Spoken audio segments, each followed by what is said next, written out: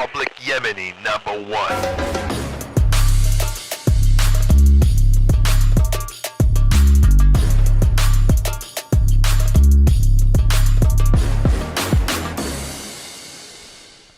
Yo, everybody, what is up? It is Mike Eshaq. I am here. I've actually set up a studio for the first time ever. I'm not setting up this podcast anymore. It still looks like shit, but at least I don't have to set it up. I should have moved the grocery cart behind me. Now I look like some Russian babushka. Who the fuck do I think I am? As always, if you're listening, like and subscribe. Follow me online, MikeFromDetroit.com. Today, I have the hilarious Tre Stewart. Put your hands together for the motherfucker, Tre Stewart. Oh, no, I don't have the applause thing here anymore. Hold on a second. Oh, no. Hey! Yeah. Welcome, Tre Stewart, my hilarious friend and comic from Detroit. Yo. We out here, and a couple of things that we wanted to talk about on the podcast. Tre likes to talk politics. I like to talk politics. And so what we're going to be doing here is we're going to be talking about the state of politics for a little bit.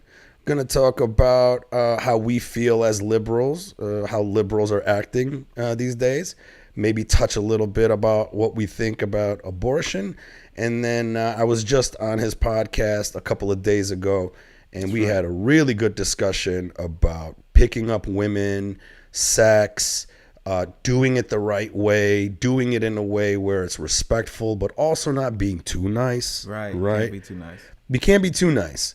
No. And then at 2:40, we have Lulu, the hilarious Russian spy comedian, calling in to give us her twisted mindset of how we should treat women.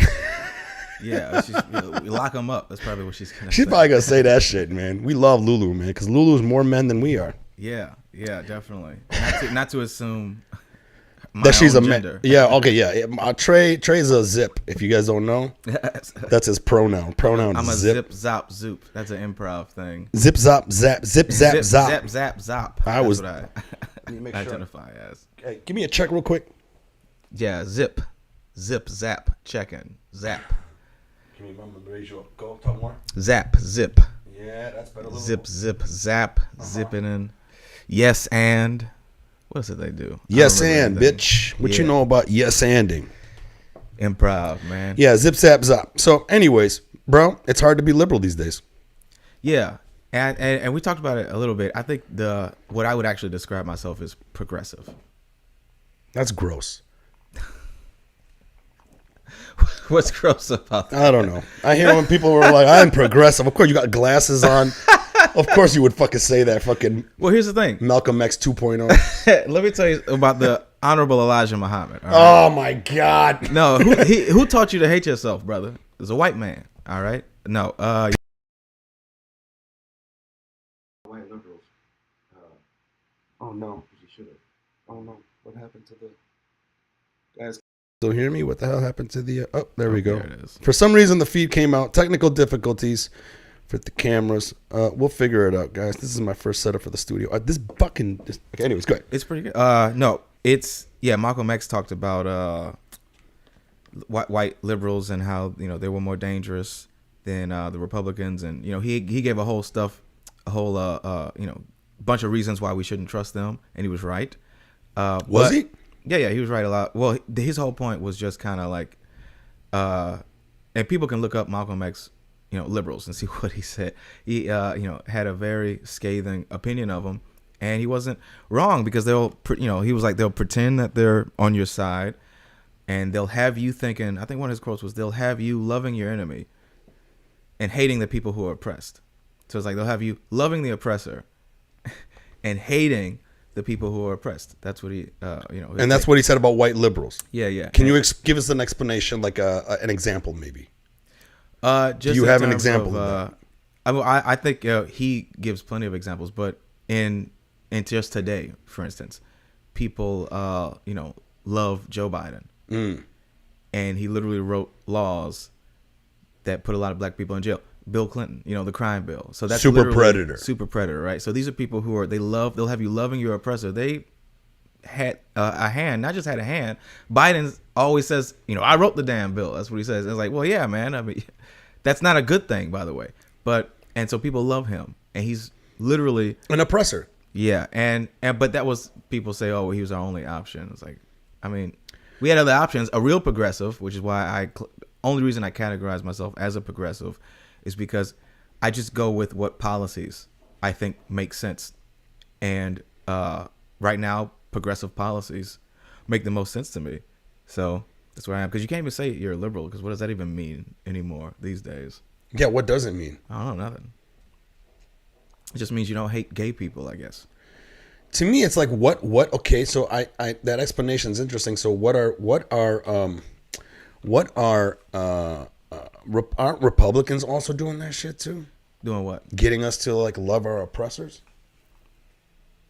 Not really, because I guess they're just way more upfront about, when it comes to racism specifically, Republicans are like, that shit doesn't exist. You know what I mean? So they're just ignoring it, and they're more upfront. You know what I mean? They want to control women's bodies. They're way more upfront with a lot of what they want. That is true. Yeah, and they're not like trying to trick you. Yeah. Liberals pretend like they're for gay rights or pretend like they're for women, but when you have 50 years of codifying Roe versus Wade in a law and you didn't do it, well, actions speak louder than words. Right. And so that's what I mean. Republicans don't. Most of the time, they don't promise shit that they're not going to deliver. I mean, that we see with is the true. they deliver. They deliver hard, man. Yeah, they're fucking shout out to Again with the damn. I'm sorry with these. Wait, can they still see it? Or it's gonna come in and out. I think is what's gonna happen. I hate the fact that this is happening, but it looks like it's happening. God damn it! Is your light still on over there? Yeah. See, like right now, the thing is literally. Oh, fuck. Bro, I've been having nothing but problems with this fucking podcast. I'm not even gonna lie. Well, you do it. That's what I was. The fact that you only do it live is, really hard. My whole computer is like fucking jacked up right now. Everything's frozen. Fuck. There we go. We're back. It'll probably go in and out. Dude, it looks like it's gonna be going in and out, man. Were you guys able to hear us while the video feed was gone? Oh, it says can't see, but we can hear. All right. Well, that's just gonna have to be the case. We're just gonna do this. This is my new setup, guys. So I gotta try to figure out. Maybe I gotta get rid of these cameras and get something different. But yeah. So, and you know what it probably is now that I think about it. I think it has everything to do with the fact that I got one of these lights attached to the power of the computer. I think that's what's happening. At least I like to think that's what's happening. Part of me wants to fix it right now, but we should just keep going. All right, so like you were saying, yeah, you're right though, man. Republicans come in hard. Yeah, They show up, man. Yeah. They say this is what we're gonna hate women, and then they come in and they do it. Yeah, we're gonna fucking, tell you what to do with your body, and you're gonna like it. Yeah. And they weren't shy about it. Like Democrats, they say a lot of shit, and they haven't followed through with, I don't think, anything. Mm-hmm. So that's to me worse. It's kind of like they are worse, Democrats, because they pretend to care. Mm-hmm. If I was a conservative, mm-hmm. I'd be very happy with my representatives right now. If I was a Christian conservative. Me too. Yeah, so it's like. Me too. I can't say that. When was the last time I haven't been happy, with Democrats and Oh, they're saying that the audio is still messed up. Seriously, guys? It says the sound was low when the video was cut out. Let me see. Oh, I see why. How about now? Is that better? Check. Is that better, guys? Did that make it louder? That's what you get for doing this thing live. I mean, I applaud you because I would definitely just record it. I don't like doing that. I'd rather keep it live. I just got to figure out this quick. I think I got too much running into the USB is what it is. I got to power some of these things independently. I think I'm running everything in through the computer, and I think that's fucking it up. That's basically what it is. Yes, it made it louder. Okay, cool, great. We're back. Talk, Trey. Yo, I gotta probably bump you up a little bit because you smooth. Because you smooth. You're a smooth character. Trey's mic is either too far away or too low. Keep talking. Yo. You hear me? Yeah, that's better. Testing. Yeah. Zap. See, the Honorable Elijah Muhammad. Fuck you, man. You do look like a fucking Muslim, bro. Yeah, see? The fucking thing popped out again. Well, we'll just have to, it's either, because it's going to be the whole thing. I think it's going to be the whole thing, but that's fine. I'm just going to have to deal with it. Anyways, I'm going to tell you straight up, man, like right now, the thing that I can't stand is how you can't be a liberal anymore. Like if you're a liberal and you're like, yo, man, I don't know if Mike's masks work or not. Yeah. And the next thing you know, it's just like, well, you're a fucking Republican. I saw this meme.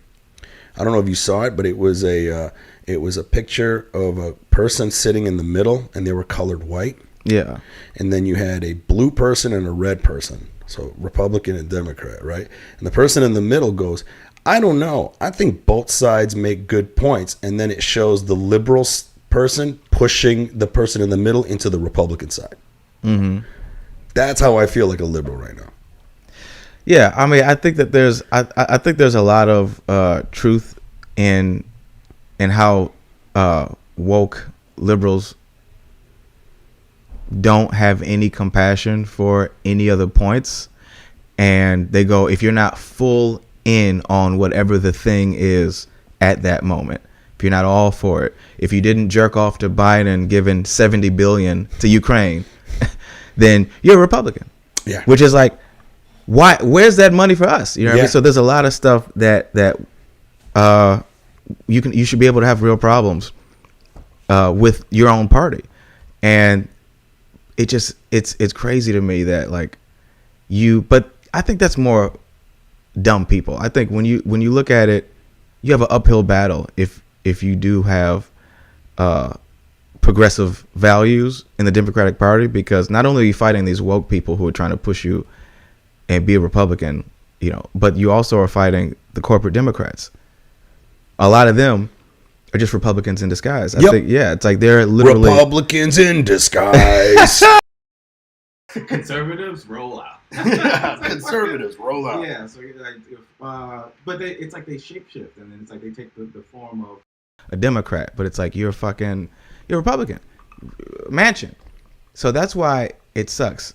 That's why Democrats suck. And I think the way to fight that is just don't talk to like stupid people. It's like if you're talking to somebody and you give them an opinion on like, hey, masks don't work, and their knee-jerk reaction is, oh, well, you're a fucking anti-vaxxer. Yeah. It's like, no, you're just looking at the science, which is what Fauci said. They said a specific type, of mask works.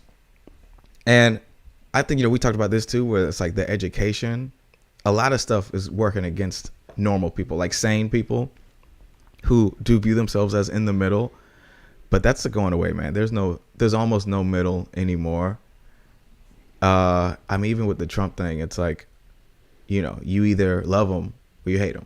Yeah. Right. You can't, which mine, that's like, I'm very, it doesn't matter. I don't hate. I never understood like hate. I'm not going to give a human being that much power. Yeah. For me, I'm not gonna, I don't, like people wake up thinking about Trump. It's that old James Baldwin quote, right? Where he was like, I will never stoop so low as to make another person make me hate them. Yeah, exactly. No.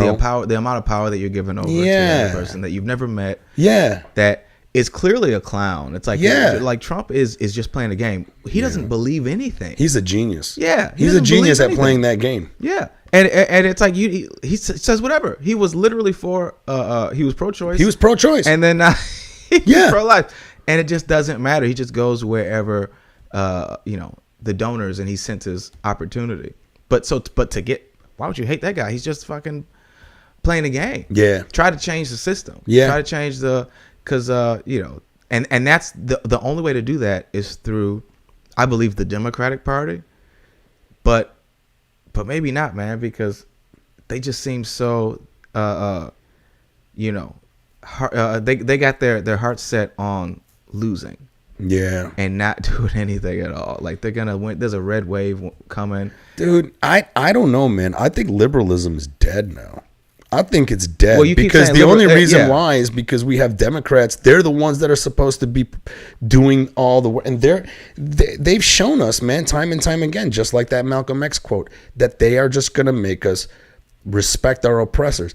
Obama was the biggest one for me, man. Yeah, he was a neoliberal, and Dr. Brother Cornel West talks about that all the time. Neoliberalism.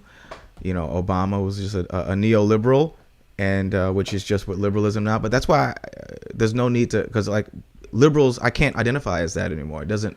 Progressive is more what. So what's progressive compared to liberal? It's just the policy. I'll tell you, Medicare for all. That's a progressive policy, not a liberal policy. A liberal would be more Pete Buttigieg or Biden, which they move away from free Medicare.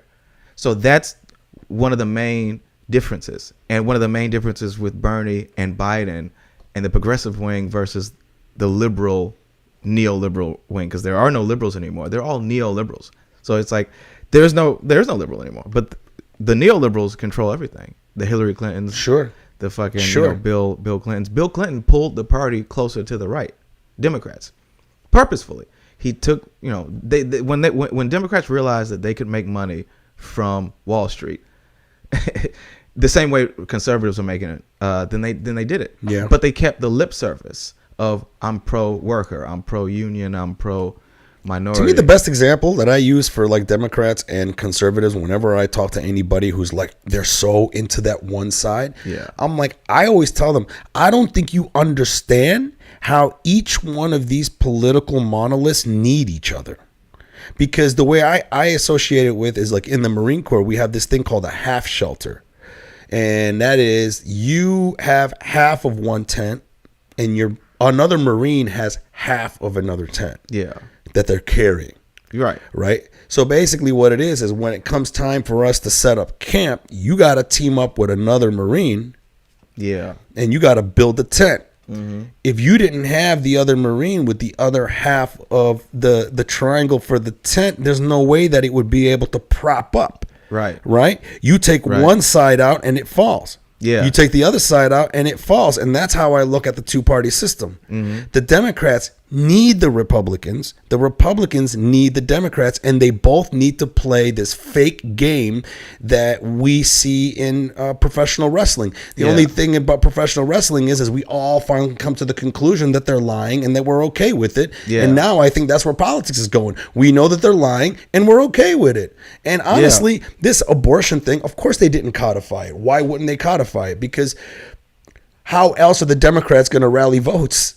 Yeah. If there's no impending danger of fucking abortion, they don't have anything that they stand for. What's their next thing that they have that can get people riled up other than abortion? What? Masks? That's not going to be a thing. Nothing. Everybody's done. And you can tell that that's the case because they had 2 months to come up with anything.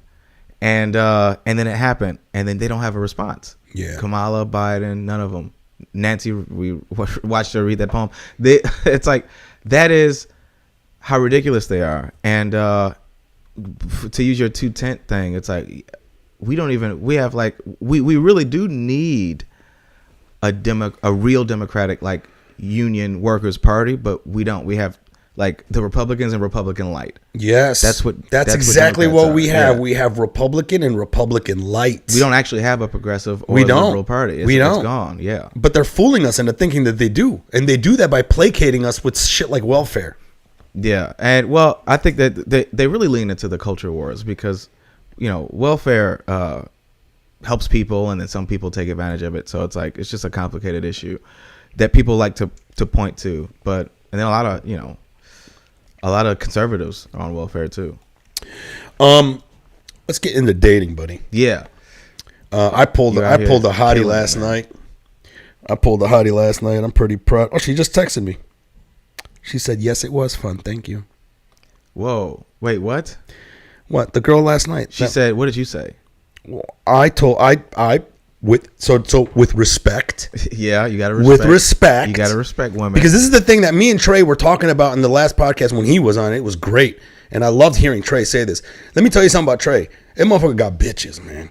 Every time I see Trey, he is rolling with just women. Women just come to his shows. And he just got, man. And then like whenever we're hanging out and stuff, Trey is like, you know what an Irish goodbye is? An Irish goodbye? Trey is like the Detroit goodbye, man. That motherfucker, he doesn't say bye for shit. Me and him will be mid-conversation. Okay, and then all of a sudden somebody else will like distract me. We're in Austin, and I talk to that person, and I turn around, and Trey's gone. It's the Batman. He just goosh. Yeah. He doesn't say bye. He doesn't tell you he's gonna leave or anything. Yeah. And then next thing you know, like an hour later, he's sending me a picture of two girls. Hey man, I need backup. Help me out with these. Yeah. Well, they were both pretty women. You know what I mean? Yeah. And it listen, when pussy calls, it's like the bat signal, but yeah. It's just pussy. When the labia, the labia, bam! In the sign. I disappear into the night. Oh, where? Let's talk about it in my Batman voice. Oh, what's that? How come I can't? How come it's only coming out in here? Oh no! Don't tell me. What happened? Can they hear it? Hold on, buddy. I think something.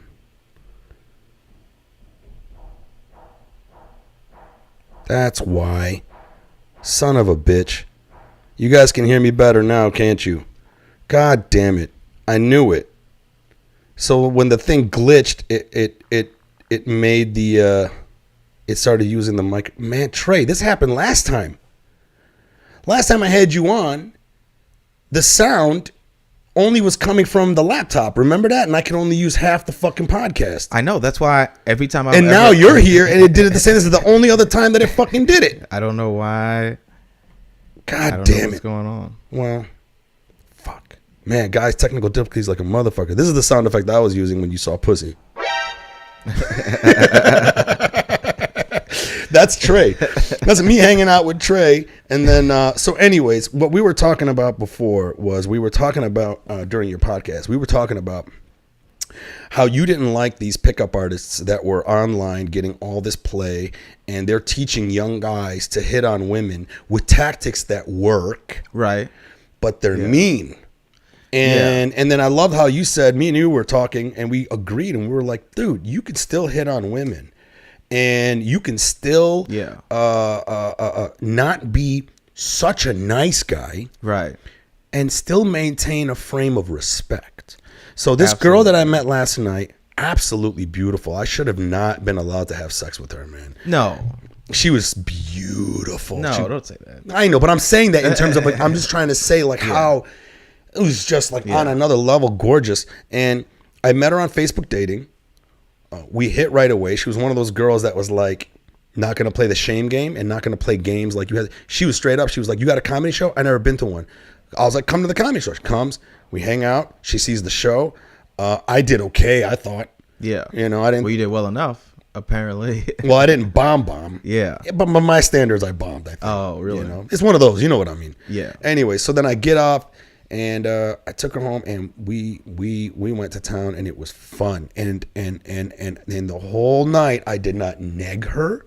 Yeah, I didn't do that negging thing. If you guys don't know what negging is when a guy will go up to a girl and say something mean to knock them off their pedestal, and we debated this last time where I was like, I think people got it wrong. It's supposed to be teasing. It's supposed to be teasing. That's what it was when I grew up. It wasn't that you were negging. You would tease the girl. Yeah. You do it playfully. You'll say something mean, but you do it playfully. Like the girl that was on the set of the movie shoot that I was on yesterday, she was from Brazil.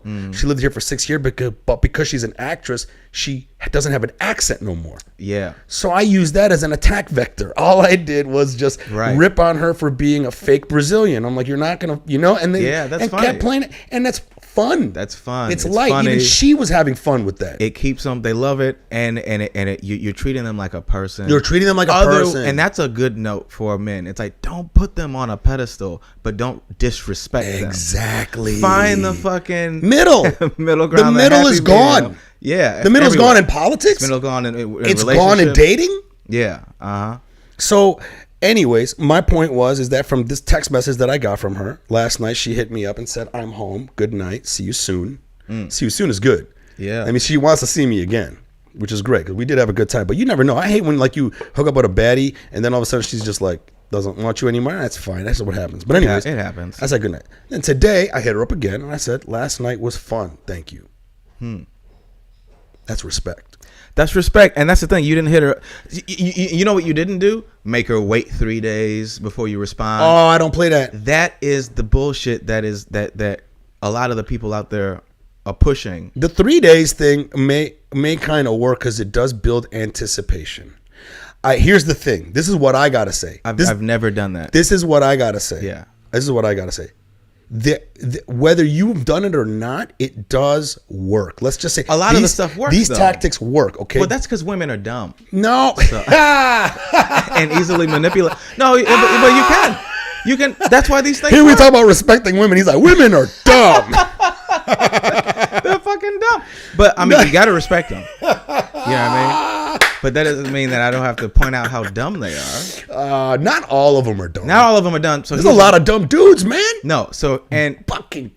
If we can put it to if we can put like an umbrella, all right, and speak under this. When I say women are dumb, I really am only talking about the dumb ones, right? Because there's smart women, and the ones that are smart are not going to fall for that 3-day thing. You can trick a 3-day bitch that ain't got nothing going on and it's like, oh, he didn't text me back. When's he going to text me back? Oh, no. And it's like, that is you playing on their emotion.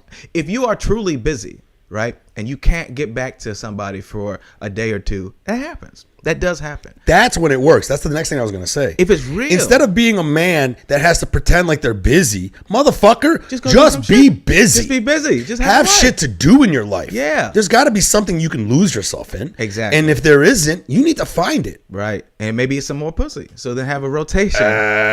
Do. Hey, listen. Well, monogamy. That's what it sounds like when I get a hard on. Every time somebody, calls you a Republican. Come on, man. Come on, man. Joe, we did it, Joe. And this is what it sounds like when I bust. Yeah. Yeah. Only minorities sound like that when they. Yeah. What does it sound like when you come too early?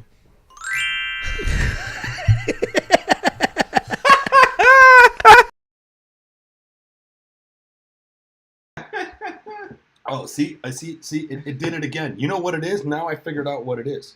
It did it again. I know what it is now. I figured it out, guys. I got to change the sound again now because of the fucking thing. You know what it is, Trey? It's when we get really loud. That's what it is. It's overloading the system. All right.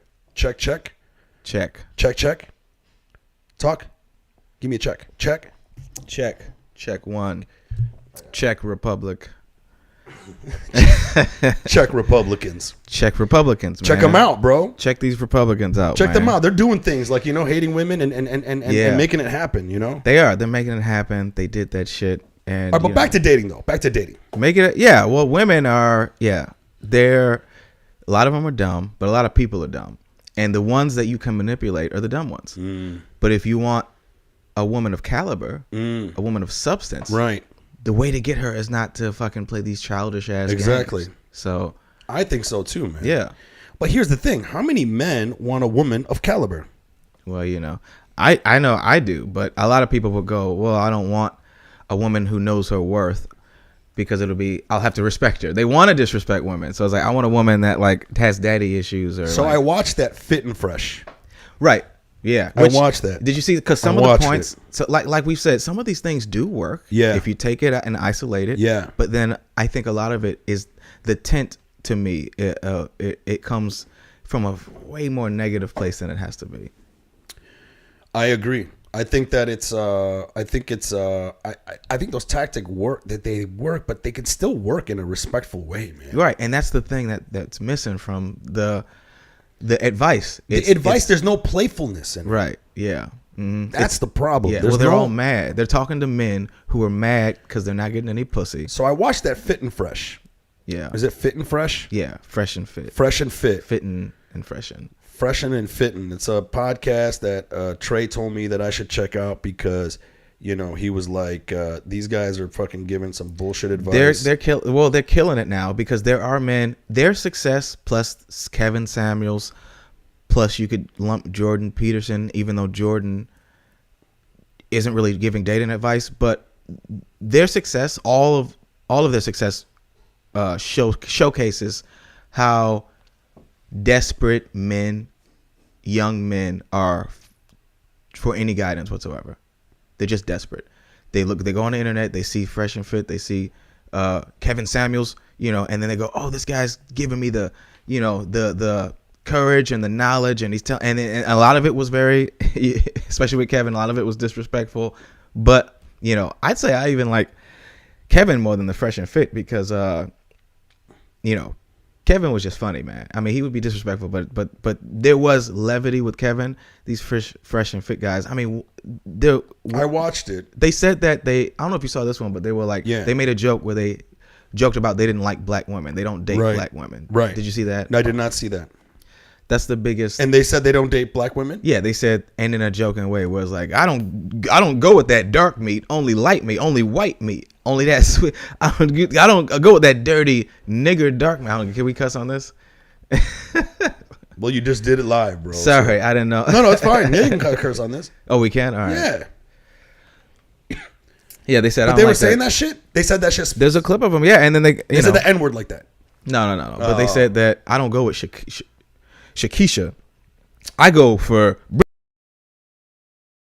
And it's kind of like that. But and then they doubled down on it, and then they were like, they kept trying to hide behind, oh well, that's just my preference. But it's like, you know, your preference. It's one thing to say I prefer. It's one thing to be a black man and to say I prefer white women. Now that is still not good, right? That is still why do you prefer? Why not prefer pussy? I like pussy. I like pussy. Why do I have to limit it to? It's weird, bro. It's weird to limit it to a race, no matter what race you are, unless it's your own race. Is it weird to limit it to a race? Because sometimes some people just have a preference on a look of a girl or a man or whatever. So I don't know. I think you can have a preference, but if your preference is fat ass and titties, a rainbow of woman could have a fat ass and titties. So it's technically, weird. Tracy says when you say I only date, that's fetishizing. Would you agree? I only date a certain type of thing. When you say I only date, in quotes, I only date this, I only date that, I think so. You're Absolutely. fetishizing. That's fetish. Yeah. And so it's weird to fetishize. What is it? Fetishize a race. Right. You know, I know people they have feet fetishes and they have you know, I don't know, pussy. I have a pussy fetish. I mean, I like white girls though. Is that a fetish? I like white girls. You can like. I also like black girls. The girl last night was a black. I mean, I'm like whatever, but that's not a fetish. I prefer. The sentence is I prefer. That's when it becomes into a fetish. You know, it's like you can like. Like I said, I like white girls because they're down for threesomes more than black girls are. Yeah, but if you get into the weeds of why there's benefits to every race. There's benefits to every different kind of cultures. The cultures that they come from. Right. So so we can get like if you get like an Arab woman, yeah, you know, she gonna be cooking. Yeah. And taking care and holding down the fort. Jewish women are dope. Yeah. And I'm not going to go out and say I prefer Jewish women, but I fucking love Jewish women. I do love Jewish women too, man. They're out here. I love women, bro. That is my point. And so to bring it back to the I just love women, man. To bring it back to them, they didn't say that. They used black men that specifically go, I do not date black women. Well, hold on a second. So that's fucking weird. Is it? Okay, well, but at least they're being honest though.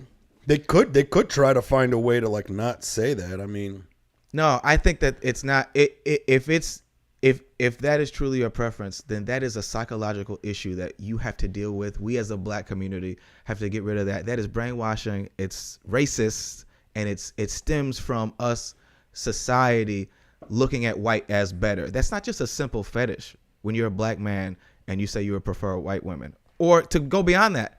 They said that they won't even go They won't even women. deal with it. Yeah, they said that I don't do black women. I don't do Keisha, Laquita, or whatever.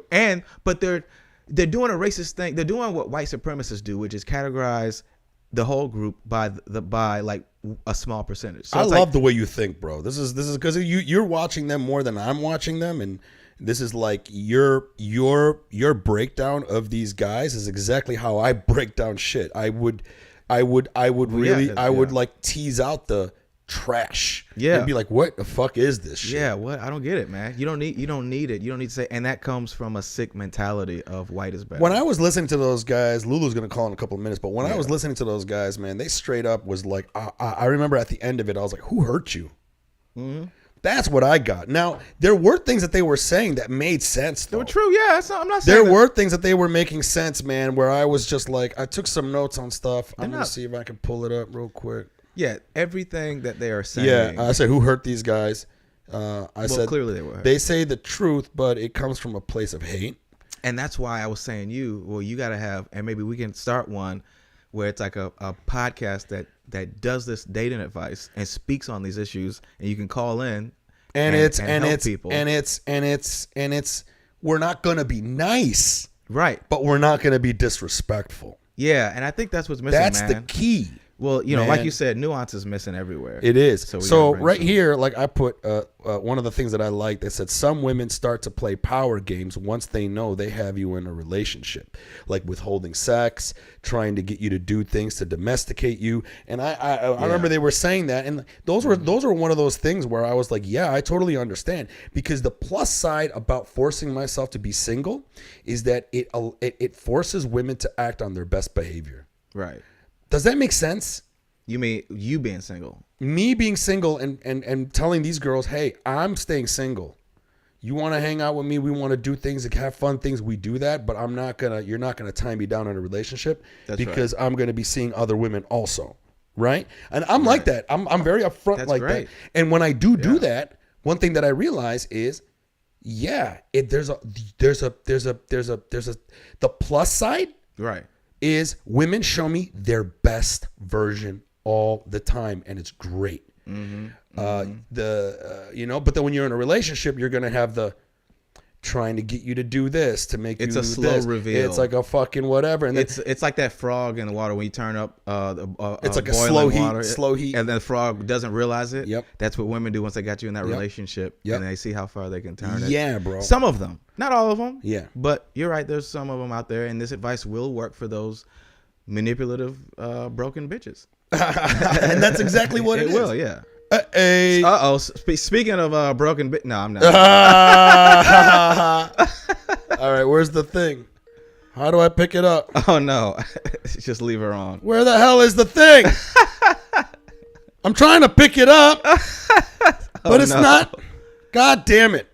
Oh no! Oh my god! How the fuck is it not?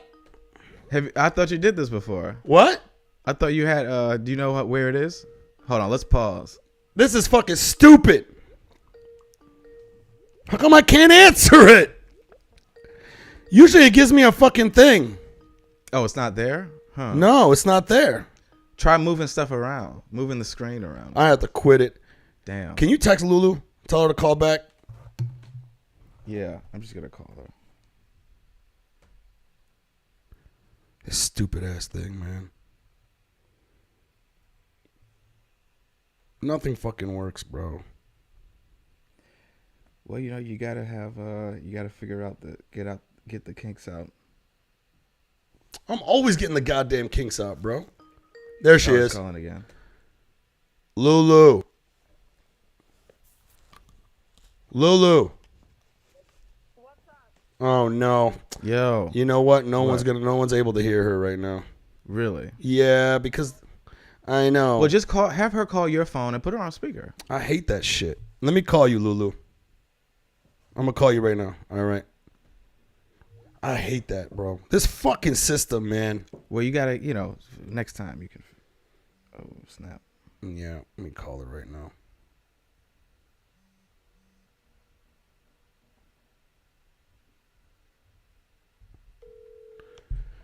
That's the thing with this system, right? It'll like fall apart if something restarts. I hate that.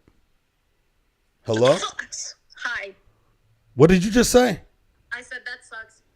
Yeah. Can anybody? Okay, talk, Lulu. I just want to get the levels right. Hi, I'm talking. We are testing. This is a podcast. Hi, Trey. Hi, Mike. Hi, listeners. What's up, Lulu? This is a podcast. So Trey and I were talking about hitting on women, not being too nice about it, but also not being too disrespectful. Because I mean, like, one thing that Trey was talking, me and him were talking about in his last podcast was we can't stand these pickup artists out there. They're online teaching guys tactics that actually do work, but they teach them in a way where it's like a disrespectful thing, where it's like the whole, you know what negging is, right, Lulu? Yeah. Okay. I do it all the time. You do it all the time? Yeah, that's good. And it works. It works. And it does work, but I mean, like, do you like, okay, like, give me an example of a good neg that's happened to you, or something that's like, okay, so when most guys neg you, do they do it well or do they not do it well?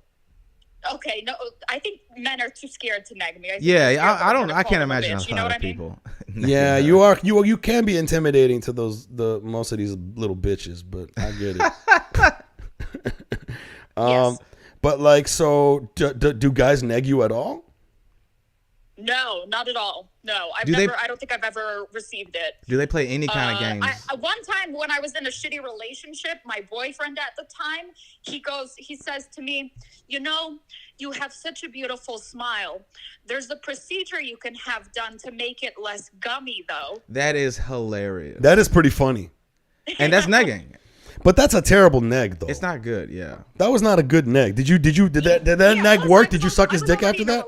That's just like abusive. That's not even. It is. Being a dick. Yeah. It is. But like, so I was telling Trey, and when we were on this podcast, because I always just when that whole negging thing came up, I'm like, yo, it's not negging, it's teasing. It's more of a like, so like, but Trey is saying no, negging is actually saying something mean.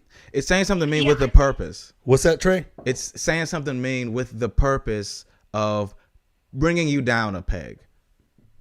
Yes. It's to actually make you feel insecure, because I get what you're talking about, Mike, when you just like are roasting someone in a lighthearted way. Like, I like That's that teasing. type of flirting, actually. But a neg is legitimately like, I don't know, something like call it talking about a girl's weight, like, oh, that dress looks great on you, but if you lost 5 pounds, Exactly. mean, just I can't do that. No, yeah, because what you do is it's fucking rude. Yeah. Yes, well, you make jokes. And that's different. Teasing is different. I don't know, man. I think people fucking take teasing to the next meanest level, and that's negging. Because to me, no, they just don't know how to tease. And they're doing it to get women. That's the thing, is like teasing is a part of having game. Yeah. And so if you don't have game, it's easily just because you understand the basic. Make the girl feel bad so I can have sex with her, right? God so damn it. To me, it. it's not making her feel bad. Like, if I meet a girl that's like, that's not what you're doing. That's the difference. If a girl's hot, I'm knocking her down off of her pedestal, but I'm doing it in a playful way. But that is not right? negging. Yeah. And I don't know. To me, that's the level of negging I take it to. To me, like, to be able to just say something mean, I will say something mean like that. I mean, only after I've built rapport. I think guys will fucking just, like, you told me about that one guy that you know that, like, just outright just says the meanest things to these girls. He just was super disrespectful. Yeah. And he got her number. I don't know if he fucked her, but see, hold on a second. The number thing is bullshit. I hate the whole idea of like, I got her number. That doesn't mean that you succeeded. Not only did he got, because she could ghost you. He got this bitch. That's true, but he got women. My point is that I'm not saying it because this was a one-off. I'm saying I saw this was the most outrageous example of him getting women that I saw, and I can't confirm that he later fucked that bitch, but he fucked other women that I know of. So this guy got pussy, and not only, even if she gave him a fake number, he was like, "Hey, come over. What are you eating? Put that in my mouth." And she got up and spoon fed. Yeah, but that's not mean. I do shit like that. Hey, I do shit like that where I'm like very assertive to a girl and like, you know. just to bring her over. But you're not gonna. Here's the thing. He was disrespectful with it. That's the difference. That's different. If he was if he was literally like with the No, it was super disrespectful. But I think to go back to your point about like the negging versus teasing, I think that's like the difference between roasting someone and bullying someone. Exactly. You know what I mean? Yeah. You're right. Yeah, it's all about Because intent. My thing is that I already when you're roasting someone or teasing someone that you're flirting with, it's like clear within the context. It's clear that it's coming from a place of love or from a place of fun. But like bullying and negging are kind of clearly like rude. Like it just doesn't feel right. It doesn't feel like we're in on the same joke. It feels like you're not. There's a then clear how difference. does it work? But you know how it works because you've done it. I've negged. No, you've successfully teased a girl. That's not that negging. works for me. And I think, listen, I think everyone's different, man. Right. I think the way I look, I already look like the guy that's gonna come in there and ruin your fucking night. Yeah. You know? Yeah. I look like the type of guy that may straight up just fucking say the worst fucking thing. So that if I take it to that negging level, I think it's overboard because of the way I look. I think just my demeanor in and of itself, keeping it playful is where it's at. Even when I keep it playful, I still think it comes across as negging. Yeah. Right. And I no, I mean, I don't think it does. I think your intention and the fact that you're able to be funny and we're comics to do that. But wait, does Lulu ever neg? Lulu negs all the time. So it works? You be out here negging these? She fucking, that's how she gets dick, bro. What do you say to a guy? What do you want to fuck up? lick my shoes, you fucking pig. What was the sound effect? Oh, hold on a second. I just want Going? Yeah. No, wait, it's this one here. It's a.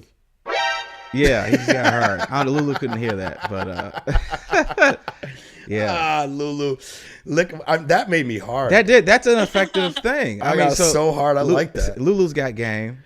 I like that because if a girl like Lulu negs me, I'm just like, it's kind of like a cat. You know how like cats are like, people are like, I hate cats. They're so disrespectful. I'm like, yeah, but it's a fucking cat. Yeah. You know what I mean? Why are you so mad at a cat? Like if a girl like Lulu hit on me like that, it's like, lick my boot, you fucking piece of shit. I would have been like, I'm gonna marry you, girl. Yeah. Exactly. Straight the fuck up. Yeah. That was cute. Yeah. No, that's how you got to do it, man. Hey, Lulu, so like, all right, so okay, because I kind of want to know, like, so if guys don't neg you, how do guys hit on you? Sometimes they'll be straight up. Sometimes they'll try to do the bitch move of being like, hinting. I actually have a new bit about, it's not even a bit, it's just like a tiny little rant about how dudes they always say the same shit if you're like friends with them. They always go, I just had to tell you I have feelings for you. I just had to let myself know. And I'm like, no, you fucking didn't, dude. Like, that's a shit, and I'll respect you like a man. You know what I mean? See, Lulu's the one that you say terrible things to, man. God damn.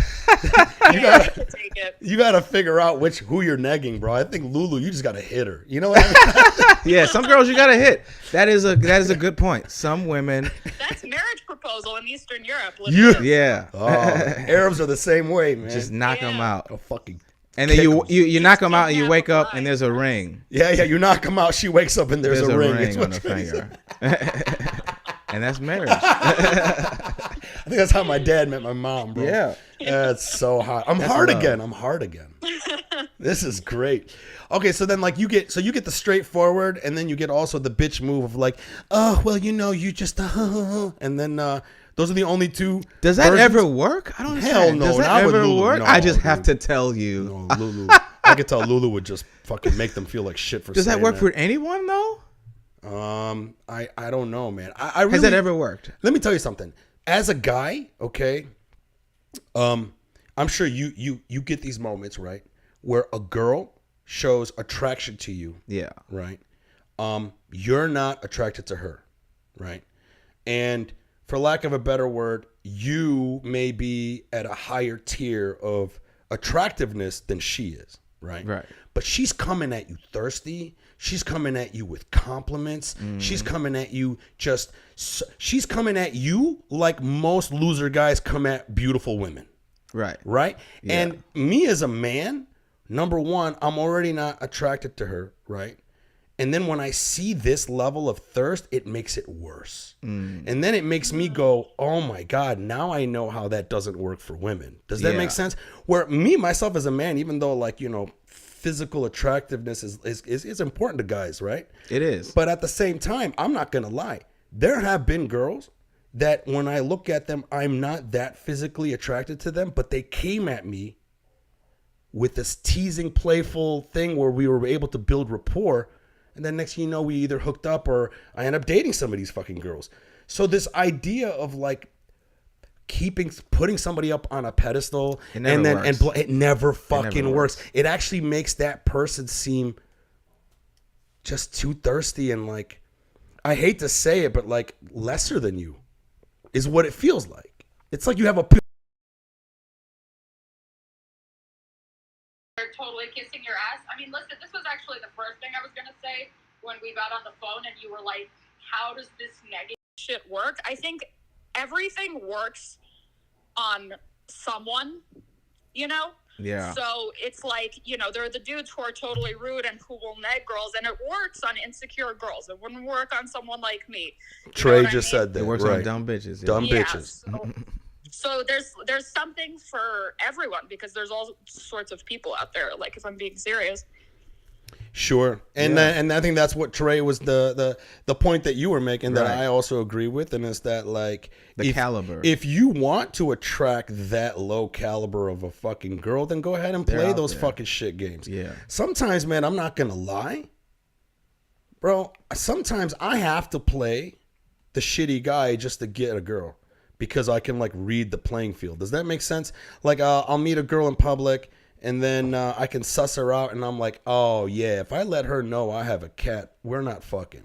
You know, like I gotta sort of like play this role, and then next thing you know, I find out that I kind of have to neg her a little bit because she's just like low caliber, but she's so hot, I have to have her, and then I'll play that role, right? Does that make sense? So like I've seen that happen with myself, where I can like read the terrain, and I'm just like, oh okay, She's the type of girl that wants that. Mm-hmm. And to be honest, those are typically the type of girls I don't want to date, right? I mean, I'll hook up with them and that would be it. Yeah. Yeah. Yeah, there are also types of girls, and I'm a little bit like this, who actually it's kind of like, it actually is a little bit what you were talking about, which is that like, when you're just getting, as a woman, when you're just getting hit on with compliments, like, I think you're really pretty, I think you're really cute, like, I'd like to get to know you better, when it's all that, like, nice shit, it's like, if you're, like, a confident woman, you've heard that shit a million times before, so it's like, yeah, okay, I know, like, what, do you have something else interesting to say? Like, do you think, like, maybe, you know, I'm smart, or I'm this, or I'm that? So, like, it just depends also on, like, how much people get hit on, because I'm sure, like, the negging situation, it works on girls who don't get hit on that much and who don't get that much attention. Yeah. What might intrigue a girl who is getting a lot of guys hitting on her is not what I said when people are just like overly flattering and saying like the same shit about you're cute, you're this, you're whatever. It's when that like kind of teasing comes in, a little bit of roasting. Then it's like, oh, this guy kind of, it's like, it's a little bit of a challenge. Like, you know, I'm sure he thinks I'm sure he'd want to fuck me, but he knows how to fucking whatever, be playful. Build rapport. Yeah. It's building rapport. Yeah, that's it. That's all it is. And honestly, it's I want to build. I don't want to trick a girl into fucking me. That's what I want to do is I want to. Yeah. That's some lame ass. Exactly, Trey. It's lame ass sim shit. What I want to do is I want to throw the pebble in the pond. Yeah. And I want to see if the ripples go the way I want them to go. Yeah, and, just see. And I want to see if I throw this little pebble in this pond in this way, is she able to volley it back to me? Right. Because if I like tease and play a girl and do whatever and she can't even like bring it back, if there's no rapport, it sucks. Does that make sense? If there's no rapport, so that's what I'm doing. Right. And not only that, sometimes I will say something terrible. Yeah. Jokingly, to see if they're smart enough to know I'm joking. Of course. Right. And that's dangerous because that doesn't always work out. No, but no, no, but you gotta understand, Trey. I do it with girls that like. Yeah. So if I'm hitting on a girl, right? Yeah. And then I kind of sense that she's got probably this type of personality or intellect that I'm probably grossed out by. Right. I will test it just to prove it, and then if she shows me that, like for example, I'll say something kind of offensive, jokingly. There's two types of girls that I encounter. One will be able to volley it back jokingly. Yeah, because they understand. Another girl will take it as an opportunity to turn into your mom. Yeah. And that's the girls I try to avoid. The ones that, you can't say that to a woman. You can't fucking do this. How dare you? And then even though you try to like reel it back, be like, it's a joke. That's not a joke you're supposed to be saying. Especially if it's like, okay, you got to get the fuck out of here. It's not, get out of here. You know? It's not worth it. So Lulu, what was probably the best way a guy hit on you? Do you prefer direct? Yeah, I prefer direct. I don't know. I'm trying to think. Like, it's not like I'm necessarily the aggressor. It's just, I think, but I have made the first move. What I'll do is I'll make it so, I'll either That's great. Yeah. be like, let's hang out, or I'll make it so glaringly obvious that I'm into a guy that like he has to ask me out. You know what I mean? And that's great. How do you make it glaringly obvious?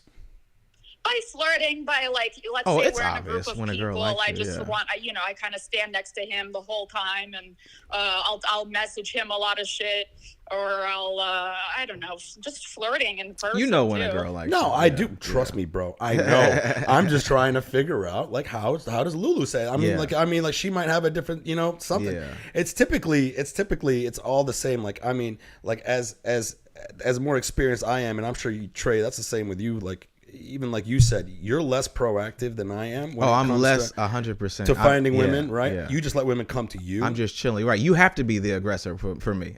What's that? You For want me, a girl to come at you. I like that. She let me know what's going on. Because you're not a real man. So me, I'm the opposite. I let the girls come to me, and then I'm also proactive, motherfucker. Yeah. But you don't have. Well, wait a minute. energy. If they come to you, that's my point. That's what I'm saying. Yeah, but I do both. Hey, my libido is just on another level, man. Yeah. I can't go like you 2 months with sexual transmutation and writing it down in a journal somewhere. Oh my with your God. fucking. I burn a flame, and I let it go. I put it onto the ocean, and I just release my sexual tension into in an essence. into the atmosphere. But then it reverberates back to me in the form of real pussy. Yeah, but it takes 3 fucking months. Fuck that I don't know. shit. No, it doesn't always. You asked me what the longest was.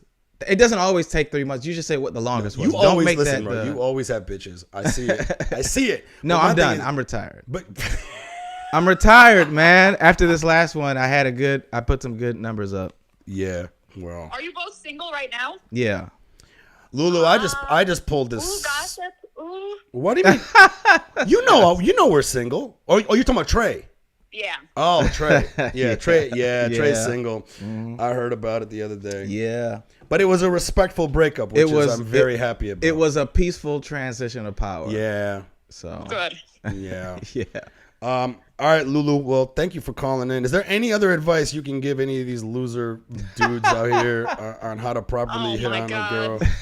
Oh, here's something. Yeah. If you suspect yourself of being a little bit of an incel, if you are watching videos not knowing how to get bitches, just get good at something. Either become funny, become talented, find a way to get really good at something, and women will follow that. Come on. And it's not, even if it's not necessarily about money. I mean, of course, there's a lot of girls in the world who are gonna want to get with you because you're good at what you do and you make a lot of money that way. Yeah. Also known as gold diggers. But even if you just have something that you're good at and passionate about, women follow that shit.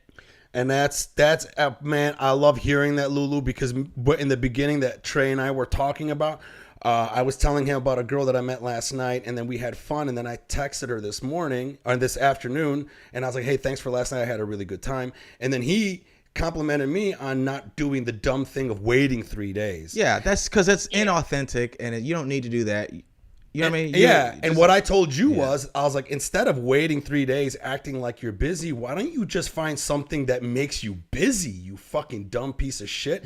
And everything that Lulu is saying is exactly that. Find something that you're good at. You're good at. That's 100%. That's great advice, Lulu. Yeah. She's one of the good ones. Yeah, she is one of the good ones. Yeah. Feminist hater. That's why we love her. All right, Lulu, you're the best. Hey, guys, tell everyone how to find you, Lulu. Oh, I'm at Lulu Jovovich on all social media, probably. And anyway, you can go to lulucomedy.com also. Yeah, lulucomedy.com. Find her. She's hilarious. I love her. She's you're going to be a fucking huge star, Lulu. I know it. Thanks. All right, Lulu. We love you. Yeah. Love you guys. Have fun. Peace. Bye-bye. Bye. I love Lulu. Yeah, me too. She is fucking dope, man.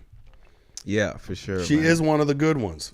No, she is. I mean, I say that jokingly, but it's also true. You know, because but there are. But she's right. Look at how everything she said, we're like on the same page about. Yeah. Well, because it's not rocket science. You know what I mean? If you're just honest about how men and women interact in general, and you're not don't be a pussy bitch about stuff. Don't put them on a pedestal. If you really are bad at talking to women or you're awkward, get good at something. Yes. And that'll help you in your life. That's why there's guys in stand-up comedy that suck at talking to women, but they get pussy. Because of comedy, yeah. Because they up there showing people that they're good at. There's something about women that are very attracted to skills. Men are not as attracted to skills. I am, but you're right. I am. On the overall spectrum. That's why when I was listening to those podcasts of those guys that are doing that podcast, they made a very good point, but again, they said it in such a mean demeanor. Yeah. And the point that they were making is that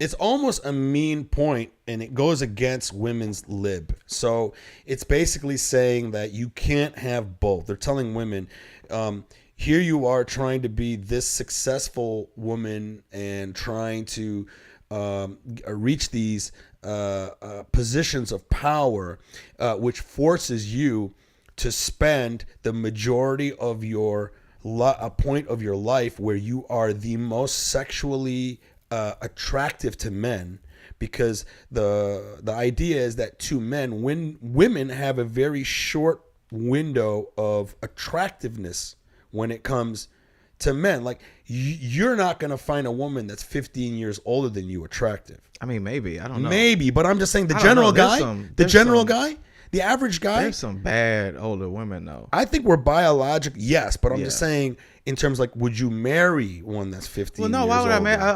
I thought you were just talking about attraction. But even like, but I'm talking about, we're talking about. Because I mean, what we're talking about is that like some the points that they were making was like how some of these women who spend their time where they're the most sexually attractive, where they can really nab a man, right? In trying to build this career, and then by the time they build this career, now they're trying to look for a man, and then they're disgruntled why these men want younger women, and it's just like, well, that's how we're biologically like wired. And there was a part of me that kind of like agreed to that. There is some truth to that. Yeah, I don't know. I guess it's not true for me, but I guess that most men do like younger women. But then you got there's an exception to the rule, and maybe it's hard to find, but there are men out there that aren't intimidated by a woman's success or her age. What's the percentage? Oh, it's very low. Very low. Very low. So that's the point. Yeah. But it's the point is like if a woman wants to nab a man the way most men are. Well, but I don't think that I disagree with the framework. First of all, if you're a woman and your goal is to nab a man, what is this, 1950s? You know what I mean? Like I agree, get your life together. I am of the philosophy that like if you're about your business and you're living at your highest vibration, because it's all about frequencies. So you attract vibe, attracts your tribe sort of thing. You only meet people, I think, when you're on a certain level. That's also why if you're depressed or really sad, you will be in abusive relationships, because that's all you're looking for, that's all you're ready for. You have to elevate that, focus on yourself, and then I think once you love yourself, you can allow someone else to love you. But the fact that some women make it their goal to nab a guy, or because they're trained that way to think that way, it's like, no, I don't agree with that. I do believe if you just focus on yourself, get your shit together, you'll meet somebody that can handle you, but it's low. That's the thing. It's low. That is the thing. That's not to say that us guys are not out there. It's the fact that it is very low, dude. Well, I don't know what you get, So it's like, it's almost as if it's sad. Like, whereas like we're in this world where like now women are starting to focus on their careers, much like men have been for so long. And I'm the type of guy that wants a woman to be fucking doing that and reaching those levels. But I tell you what, man, I'm pretty sure you find out when I date women that are lawyers, doctors, whatever, they all, every single one of them say how hard it is to find a man like us that is so, we're still manly, we're secure, and them being either more successful than us or being successful in general, it's like not even a thing for us. And they all say how hard it is to find a guy like that. I think a problem too is one of the things is these fresh and fit people, they teach guys to focus on themselves, which is good. One of the things is but then they're like, go make a lot of money, and then your options will open up. That's true. Which is true. That's just unfortunately true. But at the same time, it creates the framework where it is all about money. You, the man, you are the provider, and then that is, I think, what makes men feel weird when they find a woman who makes more than them. They're like, well, this doesn't fit the framework that I should be the. And it's like that's where that teaching to me is outdated. We can teach the same rules, the same kind of focus on yourself. Right. Don't put the pussy on the pedestal. Don't put the pussy on the pedestal. Don't be too nice. Don't be too nice. But at the same time, you don't have to. So what if she makes more money than you? Yeah. You don't have to be the provider. What do you? It's like. But hold on a second, though. I really do believe there's a lot. I would say okay. So, just like there's a small percentage of men that will be willing to date a highly successful woman. Yeah. I think there's a small percentage of women that want a man that's not as successful as them. I think most women. That's even smaller. That's what I'm saying. Yeah. Because and that's the thing. Does that make sense? Like, I think a lot of women, even the most successful women, that's their fault. That's their fault. It is like, their if you're fault. a woman, if you're successful and you're looking for, it's like, hey, you got to be, because when you step into, look at what we're saying, right? Women are now in a position where they're treating their careers like men did. We're putting on, but then and look more at what, power to them. But hey, guess what happens with men? A lot of the time, they are more than willing to get with a broke bitch. So, hey, all you boss bitches out there, all these powerful feminist women, understand that if you're lucky, you might find a guy that's on your level, but your career is what you focused on. So then when you're ready to find a mate, you are going to probably have to go below your bank account. Yeah. And that's what men do. We do it. So welcome to the fucking club. But here's the thing. So the women are working within this fake structure. Right. That kind of goes against everything that makes us human. Right. I mean, and then at the same time, it's like, yo, you can't. So, but what you're saying is like, there's no way for a girl to be successful and get a man that's more successful than them. No, I'm not saying that there's no way. I'm saying that it's slim. It's slim, and also I don't think women are wired. Women are wired to want a man that's better than them. Most women are wired to be able to brag to their girls, be like, yeah, my man does this and he's this. But we're talking about the women who are career focused. So if you're out here boss bitching it up, you should not be afraid to get with someone that makes a modest income, but they're a good. I know women like that. I have friends of mine that from Detroit, good female friends of mine. Yeah. They are killing it. They are killing it. Like, they're making so much money. Yeah. All right. And their husbands are not.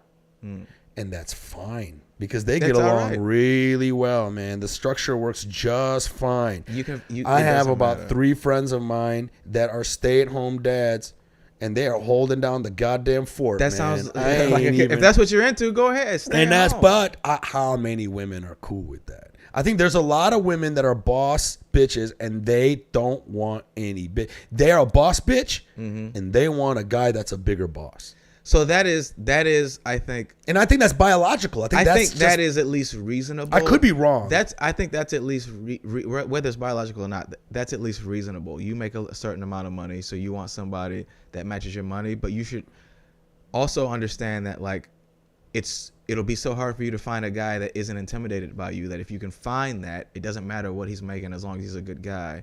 Also, this is where that's reasonable. Where it's not reasonable are women who, now let's talk about these broke ass bitches who think that they deserve the top caliber man. And that is where enter Kevin Samuels. That is where Kevin Samuels exploded, because he was mainly talking to these women who were not 6-figure models. Nothing he ever said applied to a woman that had her shit together, meaning a woman that didn't have any kids, a woman that's making 6 figures, a woman that if you're out in the gym and you're beautiful, he wasn't talking to you queens. He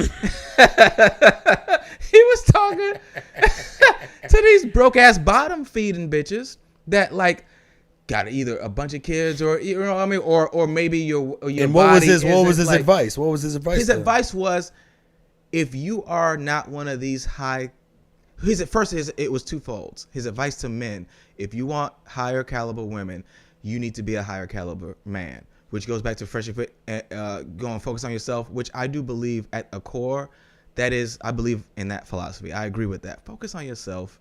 You know what I mean? You don't need to manipulate or trick anybody. If you're being the awesome, most authentic you can be, most successful you can be, people are going to be attracted to that. That's how I get women.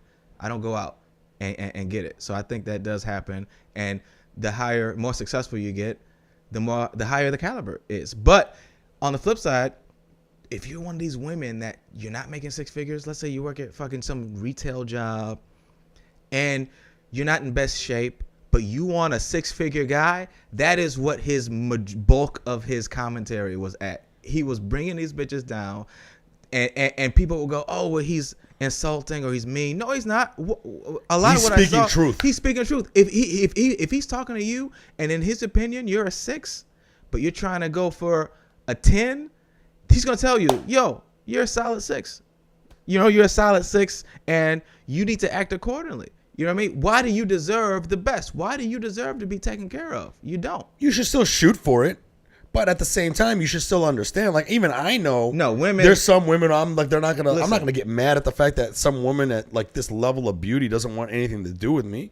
I'm like, okay, well. But his whole thing is just be realistic. Yeah, that's exactly it. And women are not, most of them, they're not realistic. A lot of them, They live in a fantasy. They live in this fantasy where They do. Some of them do. They deserve. There's guys that live in that fantasy too, homie. Yeah, there's people live in fantasy lands, I man. know fucking guys that just fucking. Yeah, people. It's not just women. We only say women because that's all we date.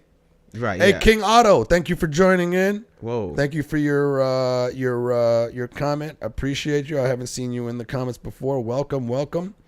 And if you guys are listening, definitely try to get on the live podcast. I love it when you guys show up on the live podcast. Yeah, man.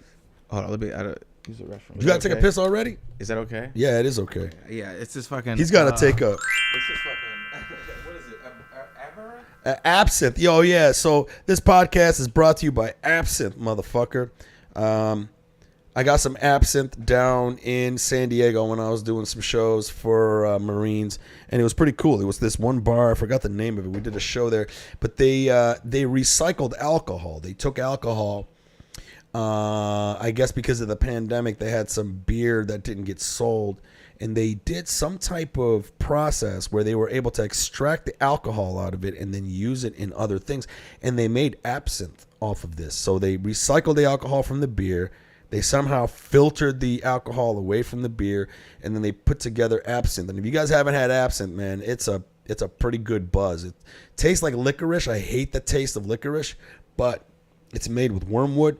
And it's been said that if you drink it, you kind of get like a it's almost like a light mushroom high. You don't necessarily like trip out. I haven't drank that much to where I actually trip out, but you do get like a little bit of a body buzz, and I love it. And I gave some to Trey, and I realized I wasted it because he took one sip of it and he hasn't sipped it anymore. No, I am. What are you talking about? It's all gone. It's not all gone. I gave you nothing but that's all. In ice, fact, man. can you top me off a little bit? Are you serious? Yeah. Do you like it? Yeah. Is the buzz good? You didn't even fucking drink it. You a fucking. No, man. I'm letting it the ice get into it, but it's good. I want some more, man. Are you serious? Mm-hmm. I'm gonna get some. All right, guys. Let me real quick. Hey Trey, tell them something about you, man, or tell them what you think about dating on women, or maybe we stay on topic, or maybe change the topic. I don't know. Yeah, we can talk about. Well, I do want to say, people talk about dating in LA, how hard it is and stuff like that.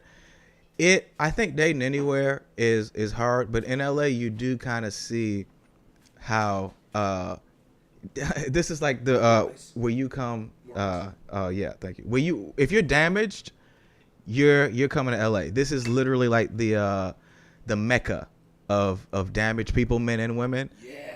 And so I was in a relationship. Oh, that's good. I was in a relationship. Damn, we about to get fucked up. I got a show tonight, man. I can't fucking. We fucked up. Wait, what time is it? Oh my god. All right.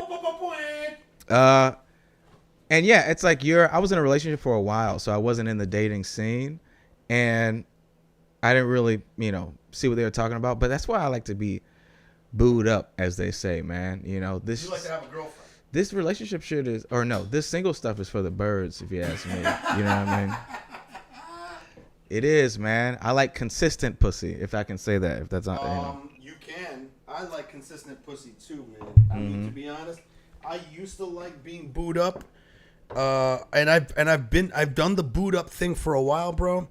I spent the majority of my life in my 20s being monogamous. In the Marine Corps, pretty monogamous. I would go from one girlfriend to another, and I think a lot of it is because I was raised Muslim and Yemeni and family structures and shit like that, and I grew up in a very kind of like semi-conservative part of Detroit called Dearborn, where it was Dearborn. It's very, very like, especially in the 80s, man, it was very, very, the Arabs were new to the area, so it was very important to them to like hold on to the culture. Yeah. Now it's loosened up a little bit, but I was always a serial monogamous, and I spent the majority of my 20s, when my dick was working the best, just fucking one girl. And just fucking one girl? No.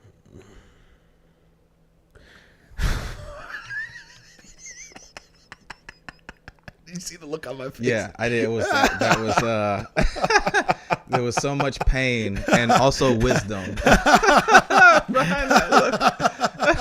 You saw the wisdom and the pain of my eyes. I saw the lessons learned and the time wasted.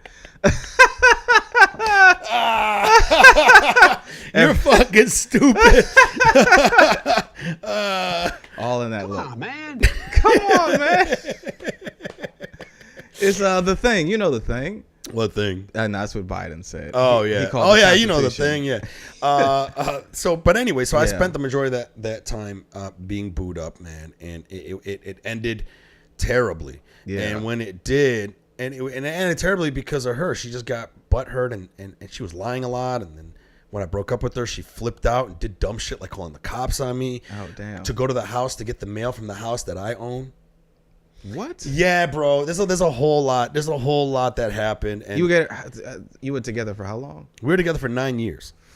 Yeah, that's a long time. And the home that we had in Dearborn at the time, it used to be her house.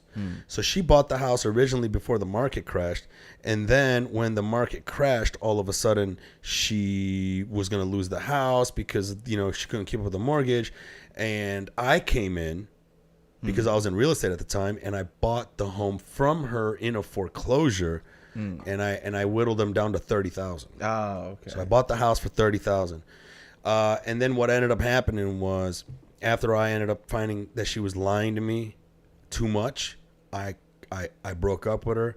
She snapped. I went to my mom's house. She had 2 kids. One of them had autism and Down syndrome. Oh, damn. I love this woman.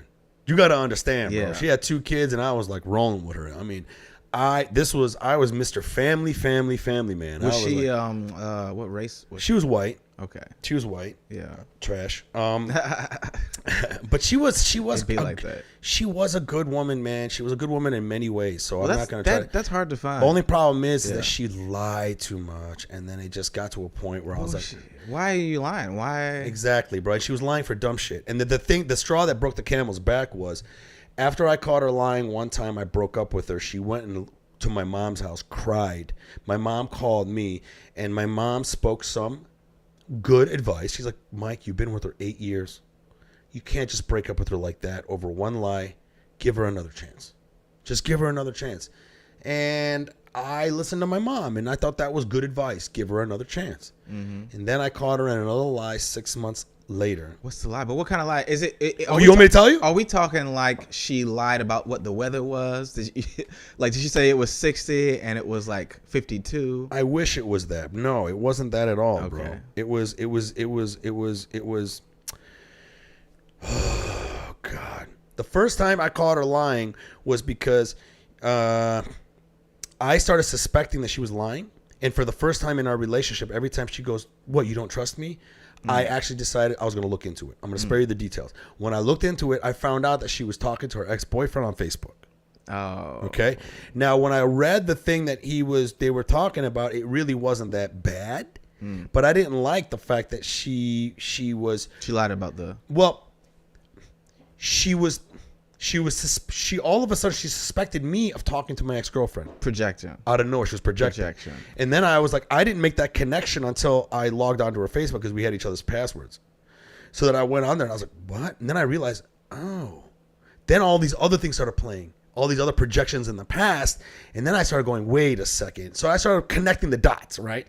And then when I confronted her about it, she lied to me. And then all of a sudden, she projected what she did with her ex-boyfriend onto a story of her friend. And then she goes, can you believe what happened today? Pam was at the grocery store and her ex-boyfriend hit her up and was just like, hey, what's going on? And blah, blah, blah, and this, that, and the other thing. And saying the same things that he did when he hit her up on fucking Facebook. But she doesn't know that you know that. She didn't know I knew that shit. And it was just so... Does that make sense? How? Yeah. So then that started falling apart. And then when I still tried to confront her in a way to see if I can get the truth from her, but she still tried to lie her way out of it. And then I broke up with her, right? Mm-hmm. Then my mom convinced me, Mike, try to work with her. 6 months later, summer happens. All of a sudden, the lie was over something that was stupid, dude. She was a hot girl, okay? Her face maybe wasn't as super fucking whatever, but she was still beautiful. Right. But in her head, she had this really fucked up view of her face. Yeah. Okay. But I didn't know she had like just a normal face. Yeah, but but you know, okay. Her face was normal. Her body was 12. So that's great. You can't go. I mean, that's not bad at all. But she was in her head because her face didn't match her body. Nah, yeah. It's so stupid. Yeah. It's so stupid, bro. Yeah, I loved her regardless because of who she was. And that booty was fucking fine too. But here's the point. Here's the point. So anyways, I'm gonna try to cut to the chase. Go back to when we first started dating. I took her to Cedar Point one time, and she didn't want to get on the roller coaster. I finally got her to get on the roller coaster, and then the picture came out. And when the picture came out, I'm all like happy as fuck. And she's screaming like she sees the devil because she's scared of it. That's hilarious. And it was a funny picture. That's fun, yeah. And I remember when I got it, when we brought it home, it disappeared. It disappeared. 8-9 years later, all of a sudden, the 6 months after she lied and my mom said, work on it. 6 months later, we're hanging in our backyard in the swimming pool. Her son at the time now is maybe like 13, 14 years old. And I start telling him the story of we got on the roller coaster, blah, blah, blah, right? And she's screaming. And then I go, Tina, where's that picture at? Yeah. Because every time I ask her, she would never pull out. She's like, oh, it's in storage. Oh, it's in storage. It's in storage. Right. And then as soon as I said that, her son goes, she probably cut her face out of it. And I was like, what? And as soon as I said that, Tina got defensive and she got the fuck up and she was like, what are you talking about? And then he's like, what, Mom? That's what you do. No, I don't. And then he's just like, hey, what? I thought this is what. This is what made it. What? Because she threw him under the bus. Whoa. And then all of a sudden he goes, "What, Mike? You didn't know that? She hates the way she looks, and then sometimes she'll cut her face out of pictures." What a perceptive son. Hold on a second. And then I was like, "What?" And then the mom gets up and starts screaming at him and goes, "Avery, you better shut your mouth. You're conflating something. This is something that you probably saw when you were too young to even know what the hell was going on." Right? Nah, he knew it was. It was a very good point. You know what he tells me? What? He goes, "Mike, I just saw the box of pictures 2 weeks ago when you guys were in Cabo and my grandma was watching us. We pulled out these box and I saw the pictures of her cutting her face. And then my grandma goes, oh, that's what Tina does. She's been doing this since she was a little kid." Mm-hmm. Okay, now hear me out, bro. If she would have told me that she had this issue, I loved her so much, I would work through it. Mm-hmm. But because she threw her son under the bus, it was over. Interesting, yeah. Well, so I left. I stayed with my mom, and then all of a sudden she started playing games. She started calling the cops whenever I came to the house to get my mail. And it just so behold, the day that she called the cops, I just paid the property taxes. And I asked her, hey, we got to split the property taxes. She goes, fuck you, I ain't splitting shit. This is my house. it's her house? No, it was my house because I bought it from her. Yeah. So anyways, when the cops came to me, bro, this is how crazy it was with the cop thing, man. 4 cop cars showed up in front of my own house because I knocked on the door and she goes, if you don't leave, I'm calling the cops. I'm like, bitch, call the cops in my house.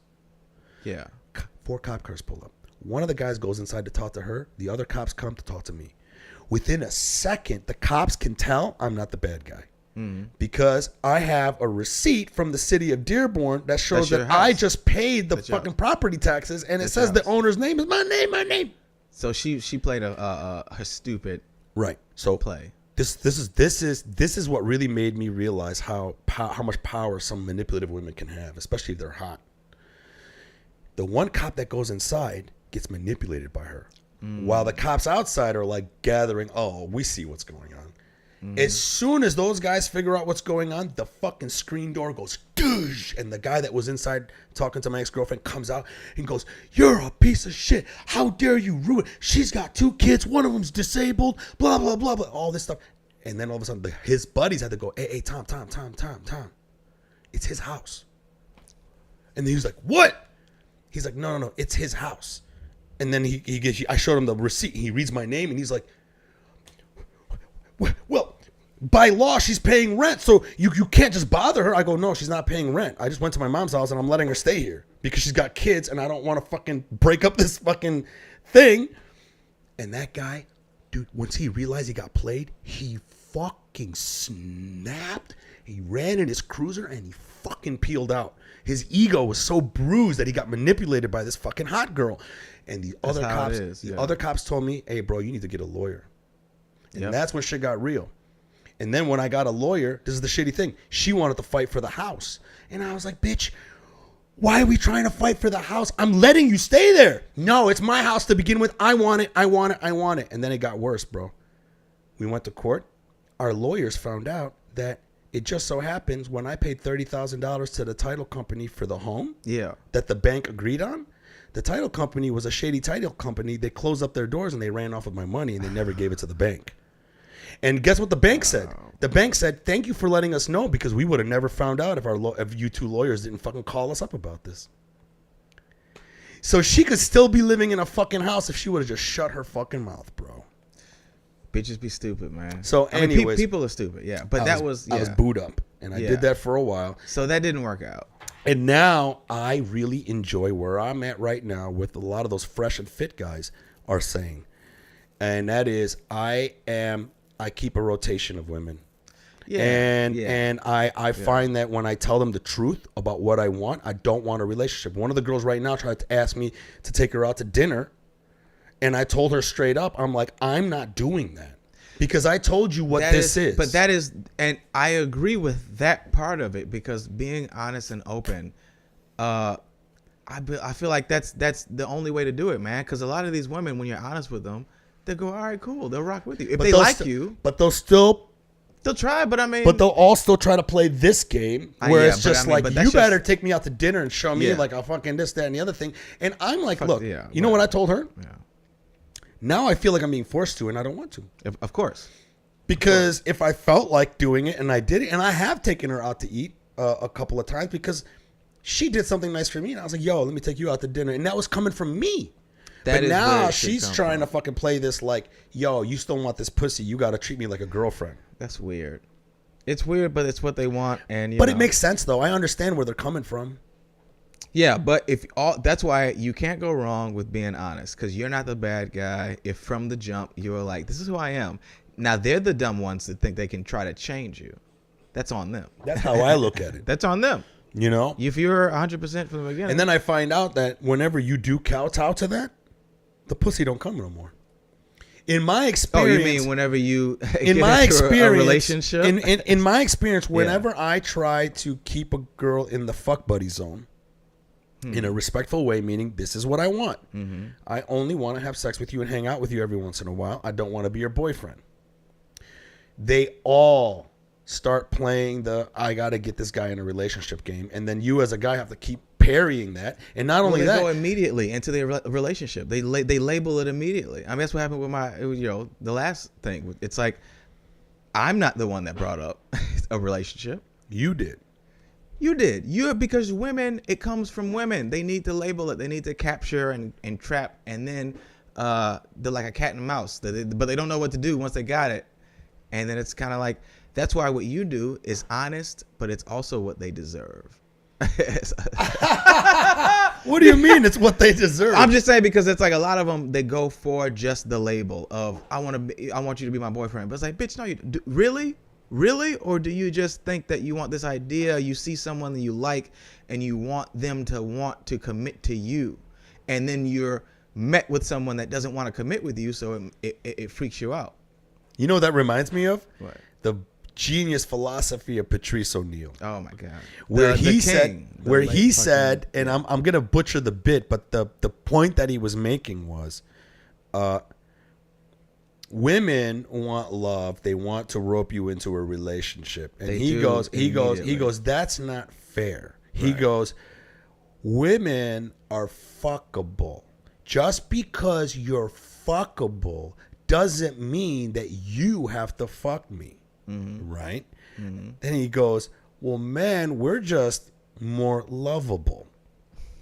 And just because I'm lovable doesn't mean that I have to love you. And that's a very interesting thing that he points out. You know what I'm saying? Yeah. I mean, that's a great point, man. And, it's not in me to play from any game book or rule book, like when I deal with women, but I know that if I did, that's a smart thing to do, which is withhold the love, withhold the affection. Isn't it crazy? It's stupid how like it just. I don't know. I don't withhold the affection. I still keep the affection, but withhold the label. I mean, like because I'm an affectionate guy. I'm an affectionate guy too. But like the labels and the like, I think this is better if we just fuck buddies and we just hang out. I enjoy your company. Let's just let it be like, if this is what you want, I'm cool. And a lot of the time they'll pretend like they're cool with that. Yes. But they're not. They're just waiting you out. No, because they have an ulterior motive. To get you They trapped. off the bat are like, I like this guy. And listen, man, if you're a guy that's assertive, you're good looking, you take care of yourself, you're successful, you're talented, you have a lot of positives. That is, and you're secure. Right, you're highly sexual. You're not intimidated. You're not intimidated by women. They are gonna wanna. They're like, yo, I need to lasso this shit in, and they will try. And I think I don't blame you, ladies. We're just that lovable. Yeah, but I think what I can learn from is increasing the time I make them wait. So I'm not gonna do any bullshit. I'm not gonna drag them on forever, but increasing the time of from when I meet you, we're hanging out, till okay, fine, I'm committing to you. I think I could benefit from doing a little, because adding a couple extra, because I am a relationship, so I'm coming from a place of ultimately I do want to be in a relationship, but I'm realizing I need to vet a little longer with some of these women. I vet pretty long. What's your vet process? I mean, I'm not processed, but like, what's the length? What's the length that you vet someone? Well, so far, I kind of just feel it out, And so lately, like the last one, it was we were fucking around I don't know, in February, and then got together maybe like May. So it's a couple months. Of fucking around, hanging out, fucking around, and then you became of her pretending that she's okay with hanging out and fucking around until the label comes. The question, the 3 words. What is this? Those 3 words that they always pull out. What are we? What is this? And then for me, I go, okay, I'm vibing with you. You want commitment? I'll commit to you. Let's do it. And then I'll go from there. But maybe I should go a little longer. Hey, I'm not ready yet. Let's try to, let's keep hanging out. I like you. I see it going in a positive direction, but not just yet. Because women will jump the gun, man. They'll do it as quick as they can. And I'm realizing that. Yeah. They will. Mm-hmm. They will totally jump the gun. Yeah. They'll be like straight the fuck out. And I almost don't blame them. That's the thing. You almost can't blame us to want to have sex with them, Of bro. course, right. Yeah, man. I don't know, man. I just find that when I'm not in a relationship, I do get the best of women, and it's very interesting. So if I get into a relationship, then I get the worst of her. I get the complaints. I got to listen to all the problems. She's gonna try to get power in the relationship. If she's that type of girl where she's gonna start trying to like whittle you away to it's this true. lesser of a man, so that she can domesticate you, maybe fatten you up a little bit. Oh, they love fattening you up. Bro, that last girl that I was dating, when I talked about, man, she would do that all the time, bro. I would tell her, babe, when I'm downstairs and I'm working, it's great. What sucks is when I come upstairs, there's all these like cereals everywhere because then I can't help myself. And you know what? She strategically places them. She literally leaves them out. So you can get. So I can fatten up so that she can fucking just keep me, man. That's what they want. They were like, all right, I got him. Now it's time to make him undesirable to other people. And that's the thing. That's why I have this joke that I'm working on. And the joke is, I tell guys, never let a woman turn you into a nice guy. Mm-hmm. Because if you let her, she's going to leave you for a guy who's like you now. See, my problem is I start with a nice guy. And so if I can go a little bit more with the let me create some barriers a little bit, just healthy barriers, just healthy. You don't want to rush into anything. Just keep kind of filling it out. But that's why I like talking to you, because we literally are we agree on the foundation of it, but our approach is different. Our approach is I'm more proactive. Right. You're like a homing beacon. I am. You and even our goals are different. You're out here just having a good time, and I like a stable. You're right. Once you get in a relationship, the worst, they reveal their true selves. But I understand, I think, after enough time who somebody is, and so I'm like, all right, I'm never like shocked. Like I've never been, even with the the relationships I've had, like 2 serious ones in my adult life. And I don't think I was shocked. Well, the first one was different because the first one was my very first relationship, which I got into a relationship with a very depressed woman who was like suffered with anxiety. I don't suffer with that, so it was hard to deal with. And I didn't have any framework to work from there. So we jumped into a relationship really quickly. And then we lived together, and it lasted 5 years. And how was it? I mean, it had its ups and downs, but towards the end, it was always tough because when you're dealing with somebody who is depressed and you're not that, like, I don't suffer from that much anxiety. We all have anxiety and depression, but like, I don't let it consume me. It doesn't consume me. So when it would do it for her, it was weird because I would take on that depression. And then my friends would be like, yo, you're not like, you're not yourself. You're not yourself. Yeah. And it's like, I'm not, because when you get with someone, you do come together. So that was, but I'm not mad at that because I needed that lesson to know moving forward, what am I looking for? Okay. I need to be able to not feel burdened at any point in time. And moving forward, I think that's good. Yeah. So now whoever I end up with next is another thing I realized though, is I also need the, who I'm with to be about something. We talked about this. Have your own life, have your own goals. You know what I mean? Because then I'm doing my thing, you're doing your thing. Yes, bro. The worst is when a guy like me is meeting a girl who doesn't have shit going on. Yeah. Man. And it is just for them, that 1 to 2 hours that it takes you to get back to them is an eternity. It is, yeah. It's like you're just busy. You're just busy. If they got man. nothing to do, then they're just sitting around trying to think of ways to manipulate you. You become their life. Oh man, I got this girl right now, man, and the sex is amazing. We've been like hitting it up now for about 8 months, and she is always constantly trying so fucking hard to play these type of games, man. And here I just want to read you this thing, and I think I handled this properly. I think this is the way you handle something like this, because and I think a lot of guys that are listening to this can learn from this shit right here. Because in all honesty, I think a lot of women do play this game where they shit test you. They try to test to see what your character is like.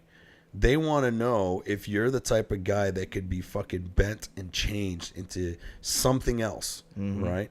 And this is the thing. This out of all of the things that she's done, she goes through this. I'm cool with being your fuck buddy. I'm cool with being your fuck buddy. I'm cool with being your fuck buddy. And then all of a sudden, crazy shit like this comes out. So she's sitting around because they were never really cool with it. She was sitting around thinking about whatever, and then all of a sudden this came up. This is after, mind you, I made her squirt like 5 times. Now, I'm the only guy that made her squirt to begin with, and then I don't always make her squirt when she comes by, but then like this last time, okay, and then you could tell, like as soon as I made her squirt, the gears, you could hear the gears going, and then she leaves, and then the next day she sends me this text message. Mike, could you please pay for this ticket? It's $75. I got it a few days ago. I have some financial troubles now. First off, no, you don't. I know you work, okay? And then hold on a second. Then I don't answer because I'm at a pool party. So I don't answer. Just straight up asked you to pay her ticket? Yeah. So first off, I don't answer, 1, because I'm like, the fuck? And 2, I'm at a pool party with old friends from Detroit I haven't seen in a while, so I'm not texting back. No, you're busy. Then she texts me back, you could just say no need to ignore me. So I hit her up, I'm at a pool party. Then I go, are you really broke? I go, sure, I can lend you money. Are you paying me back? Yeah. Or you want me to just pay it? Now, mind you, she knows that I'm in real estate. Yeah. She knows that I could easily pay it. Yeah. And then she answers back, you aren't able to just pay for it? So I come back. That's a whole nother. Yeah. So hold on a second. So then I come back with, I can easily pay for it, but why would I just pay for it? Sounds like you're playing games with me, trying to see if I'll do things like pay for your tickets. No, I won't just pay it. It's your mistake. You pay for it. I could easily pay for it, but why would I? You have a job. Okay. And then finally she starts playing this. No, I'm not coming over. I'm disappointed in you. And I hold frame. Because to me, I'm very much like what Patrice O'Neal says. Be willing to take the L. You we're not beholden to the pussy. That is one of the ways I was able to get more pussy, is when I just didn't give a fuck whether I got it or not. Same. And then it just comes. And then it comes. And then if you're too thirsty, then they can. And then here's the thing. So then all of a sudden, I hit her. I like, okay, fine. You want to play this game? That's fine. And then out of nowhere, she hits me up. What are you doing later? So listen, and I still respect her. I still have fun with her. I think she's a great girl. I don't look down on her at all. But when I see this tactic, there's a thing where I look at it as, I almost can't blame her, because I'm so fucking lovable. Come on, man. So lovable. Come on, man. God, man. But here's the thing though. When I was younger, I never knew that. I never knew how important it was to maintain frame. I had to learn that shit along the way. And I have to admit, listening to Black Phillip or Patrice O'Neal kind of helped me. Oh, Patrice he gave the game away. There's hours of him just giving it away. And I love listening to it. Like when I was in a terrible breakup back in 2016, man, listening to him set me straight again, because before I had to listen to him to get that girl. And then I lost my ways. Then I had to come back again. You have to revisit. Yeah, it's like Jesus, Patrice O'Neal. It's like Jesus Christ. You gotta come. You find him multiple times in your life. Yeah, I'm refinding Patrice O'Neal. Yeah. I love that shit, bro. Yeah, he's our Jesus. He is our Jesus, man. And the thing that I learned from Patrice, if any guys are listening, and any women are listening either, just be willing to take the L. Meaning, don't be, like you said, when you stopped giving a fuck, that's when you started getting all the women. Yeah. And it wasn't that you don't give a fuck. No, it's that you I'm do okay. give a fuck. I want pussy, but it's okay if you don't. Hey, listen, if you don't give me your pussy, guess what? I'll be fine. Yeah. Don't be that. I used to be. Yeah. If I didn't get the pussy, the fucking my life was ruined. And that's where these simp kind of like young men, awkward men, could benefit from. Is hearing your stories and stuff like this, where it's like, you don't want to be so thirsty for it. You don't. And it's okay to only want to have sex. I don't think you should be shamed for that, right. Especially women. Yeah. Bro, that girl that I met last night, clearly, she was all about fucking. And she was so beautiful, and I was so lucky. Yeah, well, and very fortunate to be able to, It sounds like you're going to get married. No. Yeah. No. She gonna try to. She already told me last night because she showed me video of her eating pussy.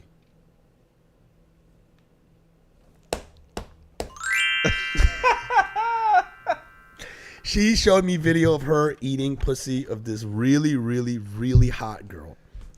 Well, that's look at God, man. Look at Patrice. Look at God. Yes, thank you, Allah. Thank you, Patrice. And I'm just like, that is the exact. That's what I want in my life. That's wifey. Well, hold on a second. It's not, because she failed the test last night. Because when we were hanging out talking. So I found her because I put this new bio on my dating profile. I gotta try Facebook. Nah, I'm not gonna do that. And my bio now is the most upfront bio I've ever had. What is it? Can I read it? Yeah. Is it like? No, it's not funny. It's not funny or anything. I don't do. I haven't had. It's very straightforward. I've had like a handful of. Can I tell you something? Yeah. I've had a handful of successes too, but the successes that I get from them. They're great. I'm talking about threesomes. I'm talking about like. I get it way more from life, from real life. Yeah, and Instagram is good. I kind of.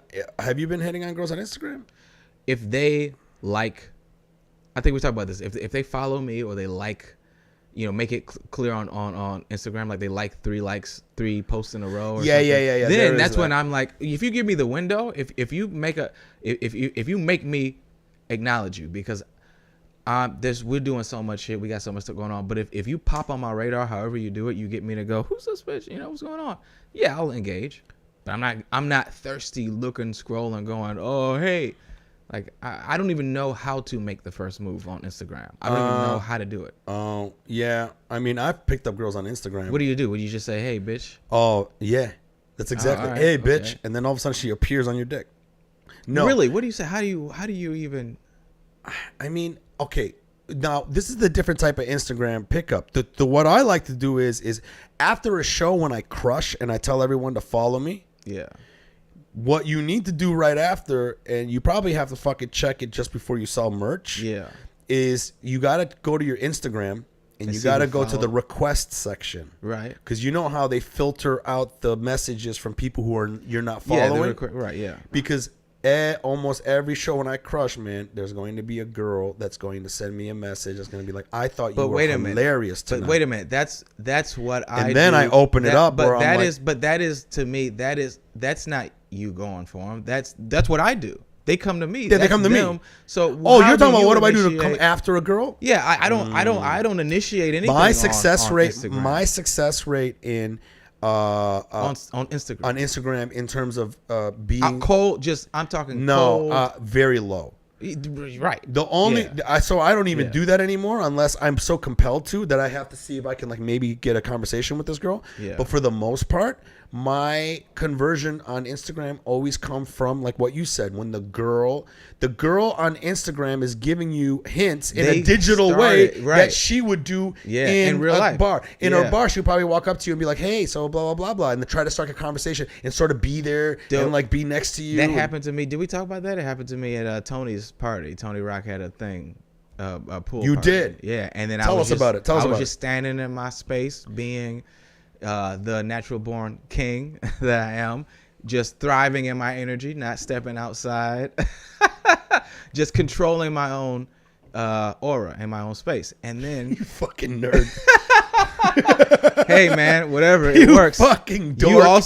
You see, I do all right. So You do. know You what see, I do all right. I know we have different approaches. I am like a lighthouse, and then it was a lonely ship, a lighthouse. with a big ass, just kind of found their way, and we started talking. And A lonely show with a big ass. a couple of anchors, you know what I mean, a heavy anchors. Oh, you know what I mean? yeah.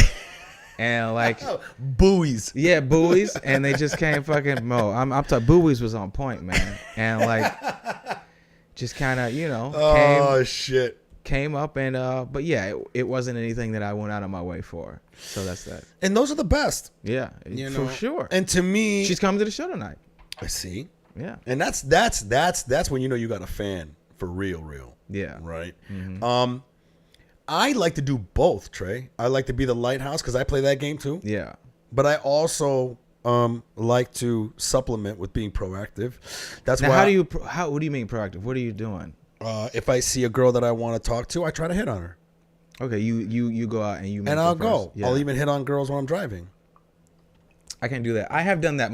The 5-year relationship I was in. I got the best pickup line to pick up a girl from a car. What is it? I'm not telling you because everyone's gonna fucking. No, use what that. is it? Okay, I'll tell you after the show, Tell me man. after. It fucking works. It's not gonna work in your minivan because you're like a creeper in that thing.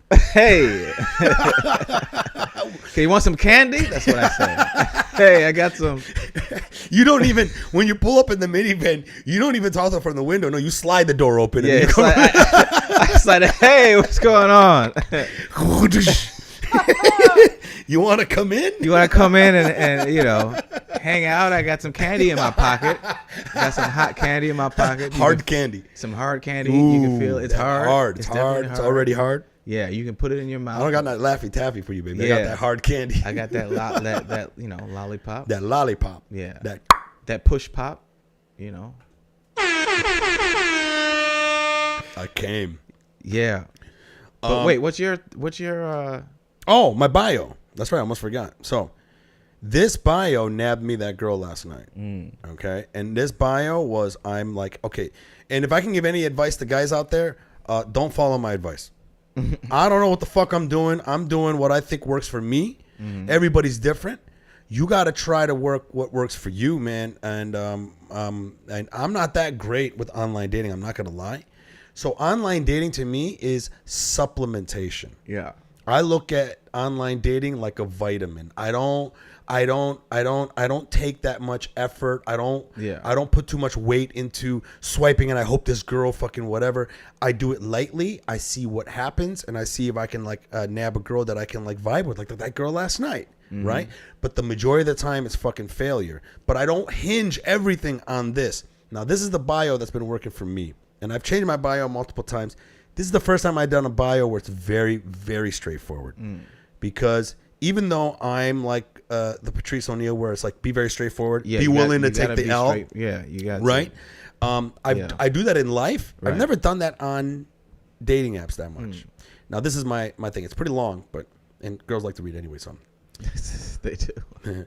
I say I love to have fun in life. I enjoy travel, fitness, investing. I'm in comedy, and I invest in real estate. Looking for a girl to match my energy, both sex energy and overall vibe.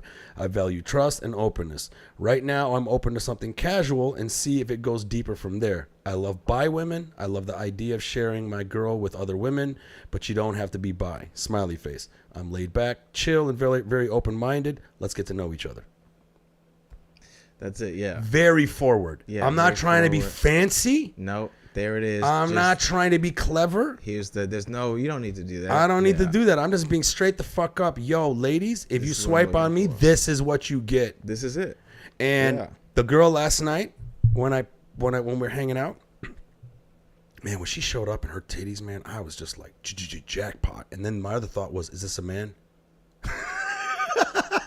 I mean, you can't be too careful. I mean, out here in LA, I'm like, is this trans? Anyways, yeah. And then when I've seen some beautiful trans women. Oh, yeah, bro, which kind of proves that men are better at everything. So we are. Caitlyn Jenner. I mean, we're so good at everything. Caitlyn Jenner won Woman of the Year. Woman of the Year. It was only a woman for a year. Less than a year. Less than a year. Men are better at everything. We're better at everything. So I sat down with this girl yesterday, and then I remember as we were getting she came to the show, which I don't normally have girls come to the show, but because she was willing to meet me that night, I was like, fuck it. Have her come to my show, so then that way... Well, that's the move. Come to the show, and then we hang out after. Sometimes I don't like girls to come to my show. What? That's all I do.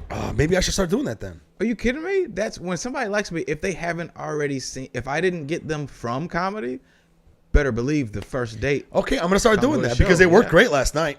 That is all. She saw me on stage and she loved it. And I had this crowd work last night, and I don't mean to brag, but I had this crowd work last night where something about dating or whatever, and then I made the point to say to the audience, I go, I'm complicated, right? Mm-hmm. And then somebody made a joke about because I was hitting on a girl, the thing, and then somebody goes, you should take her to the bathroom.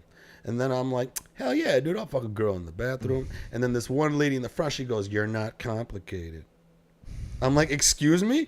She goes, you're not complicated. I go, that's not complicated? I go, fucking in a bathroom in public, trying to maintain an erection, knowing about the impending danger of getting a ticket and going to jail is not complicated. That thing's complicated. Yeah. Then I started talking about how big my dick was. I'm like, you know how complicated it is to fucking stroke a big ass dick in a tiny ass space? And then I over exaggerated on stage. Yeah. And then it was the best was like when we fucked last night, she was like, yo, man, that dick is big. You right. You know, so that's that was funny. Like kind of nice. It's just you know, you got to advertise. But maybe I should start taking them to the show. Of course. Well, man. Anyway, so I took her to the show, and then after the show, we hung out at some bar, and it was. I mean, go back to what Lulu said. Be good. Take them to. You're good at a thing. Yeah. That is how I get most of my girls that are like after the show. Sometimes I don't take girls to the shows because I'm hoping to nab another girl at the show. You know. I do both. Oh, teach me, sensei. Teach me, bro. Is in session. Class is in session, bro. What's happening? I invite people like you know, tonight I got this nice before I just want to round up my thought. Yeah. She read my bio because when I sat down and talked to her, I was like, are you into women? And she was like, and then I was like, so you read my bio. And she's like, tried to play like, well, I skimmed over it. And then I pulled it out and we read it. She was like, oh, yeah, I read that. So that it was great. That bio nabbed me the girl that I was looking for. And you have to it's the secret where you got to put out what I don't believe in that secret shit. But you live by it. You are a shining example of you put out what you want. Yes. You ask for it. That I believe in. You make it real. You just were clear what you wanted. And guess what? The universe gave it to you. And sometimes it won't. And that's fine. It doesn't always, And that's fine. You have to be okay with that. That's the key. Anyways, back to teaching me how to invite a girl to your show. Yes. Show her and qualify yourself as being an amazing whatever that you know that you should have sex with me, and then bringing other girls. So teach me, bro, because sometimes I'm worried.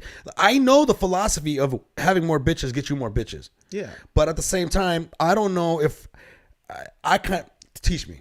Well, it's just the thing. I've invited multiple girls to shows before where everything happened where you know a girl came that I invited and then someone there wanted to fuck me that night, and so it's just a matter of this other girl that I invited, I can put her on the back burner, fuck her later, and fuck this audience member and it's like, and she already saw I'm good at it, so it's like if I'm so then how do you get the other girl from not being offended that you're meeting this other girl? Well, because we don't have plans. Like I invite them to the show, and then if I want to, I say, hey, you want to so hang you out make for sure a that you drink? don't have any plans. I only invite them to the show, and then sometimes I'll even go, I can't hang out afterwards, which is what I did tonight with this chick. She's coming, and I told her, but to give me that, and you told her I can't hang out. I literally said, let's get together, come to the show tonight, and have a couple of drinks, have fun, and let's hang out this weekend. That's what I said. To open it up for a future thing. A future thing. But if you want to, you could seal the deal tonight. If I wanted to, I could seal the deal. Bro, I'm learning so much. I'm learning so much. This is very, very good. Okay, teach me, Trey. Teach me. That's it. Oh, you got it. That's the first step. Is invite them to the show. Tell them that you're, maybe you got some other friends coming that you have to hang out with them after the show or whatever. You have other plans, but come to the show and let's hang out at a later date. And then if you want to, when they're there, you can go, hey, why don't you hang out and stay for a drink? If you want them to stay. Bro.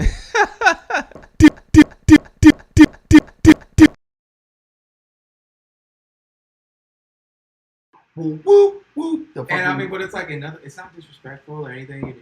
It's just a matter of, you keep your options open and you go with whatever. I'm a vibes guy, so if I'm a vibes guy. Let's kick it. And if not, like I said, you set it up for a future date. So that's the thing is you set the. I like to see you're teaching me that the what I also taught on your show, the reverse date. Which also, guys, listen to this. I think this is a really, really, really good tactic. I like this tactic that he just chose, but this other one is I find it very hard to keep a girl after having sex with her the first night. Not always. Sometimes some girls are very cool and relaxed about it. Like you can hook up with them that night, and then after that night, they're very open-minded sexually that they don't mind seeing you again. They don't have a shame factor, so to speak, right? Mm-hmm. There are other women though, who I think most women are. They feel like they have to navigate the waters of shame when it comes to sex. And I think some women, if you convince them to have sex with you the first night, what's the majority of women going to say just before you guys have sex that first night, Trey? What's the first thing what's the one thing that they all say just before you do it?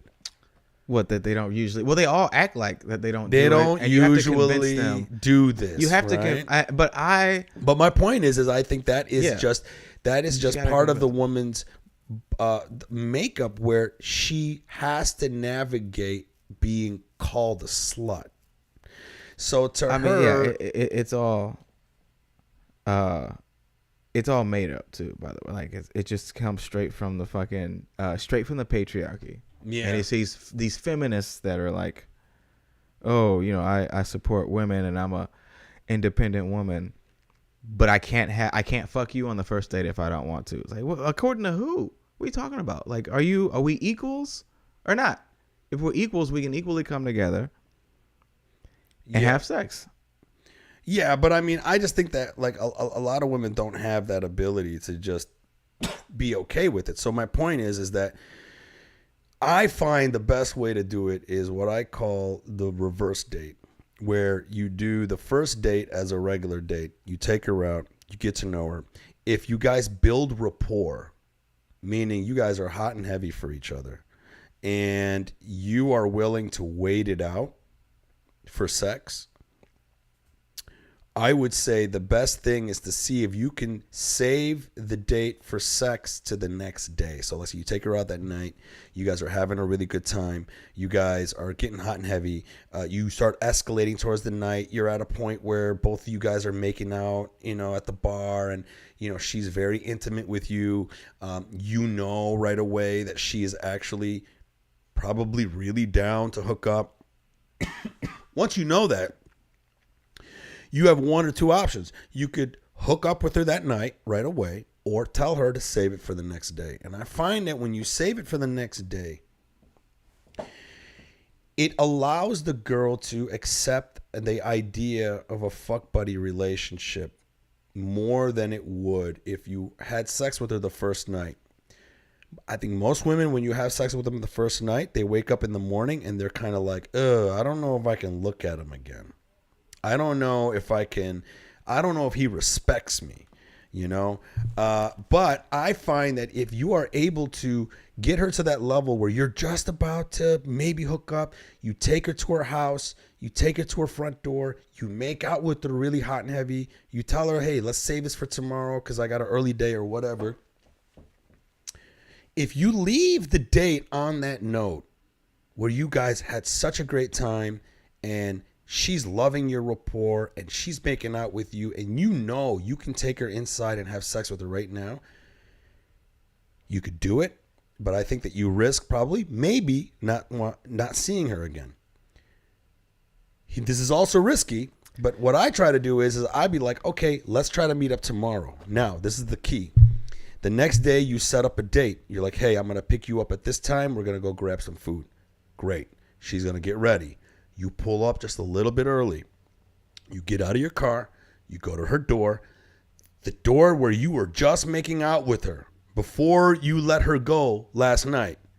You knock the door. She's going to answer the door. As soon as she answers the door, you start making out with her. And you pick up where you left off last night. And if the chemistry works, which all the times it's worked for me, she's ready to fuck. So you basically she answers the door. You're basically just spontaneously taking her to the bedroom, making out, and you guys have sex.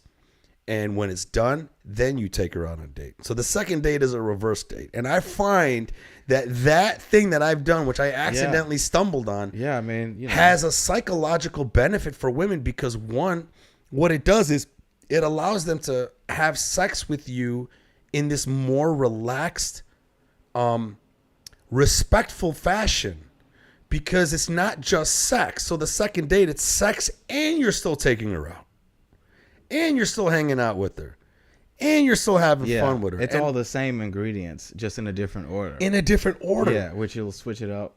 I mean, it's like building rapport on the first day to the point where you build sexual tension. You cut it off. You save it for another day. And then on the next day, you surprise her by continuing right where you guys left off. And I think that is the way to go because the 3 times that I've done that, it was amazing. And the girls they really stuck around for a very long time.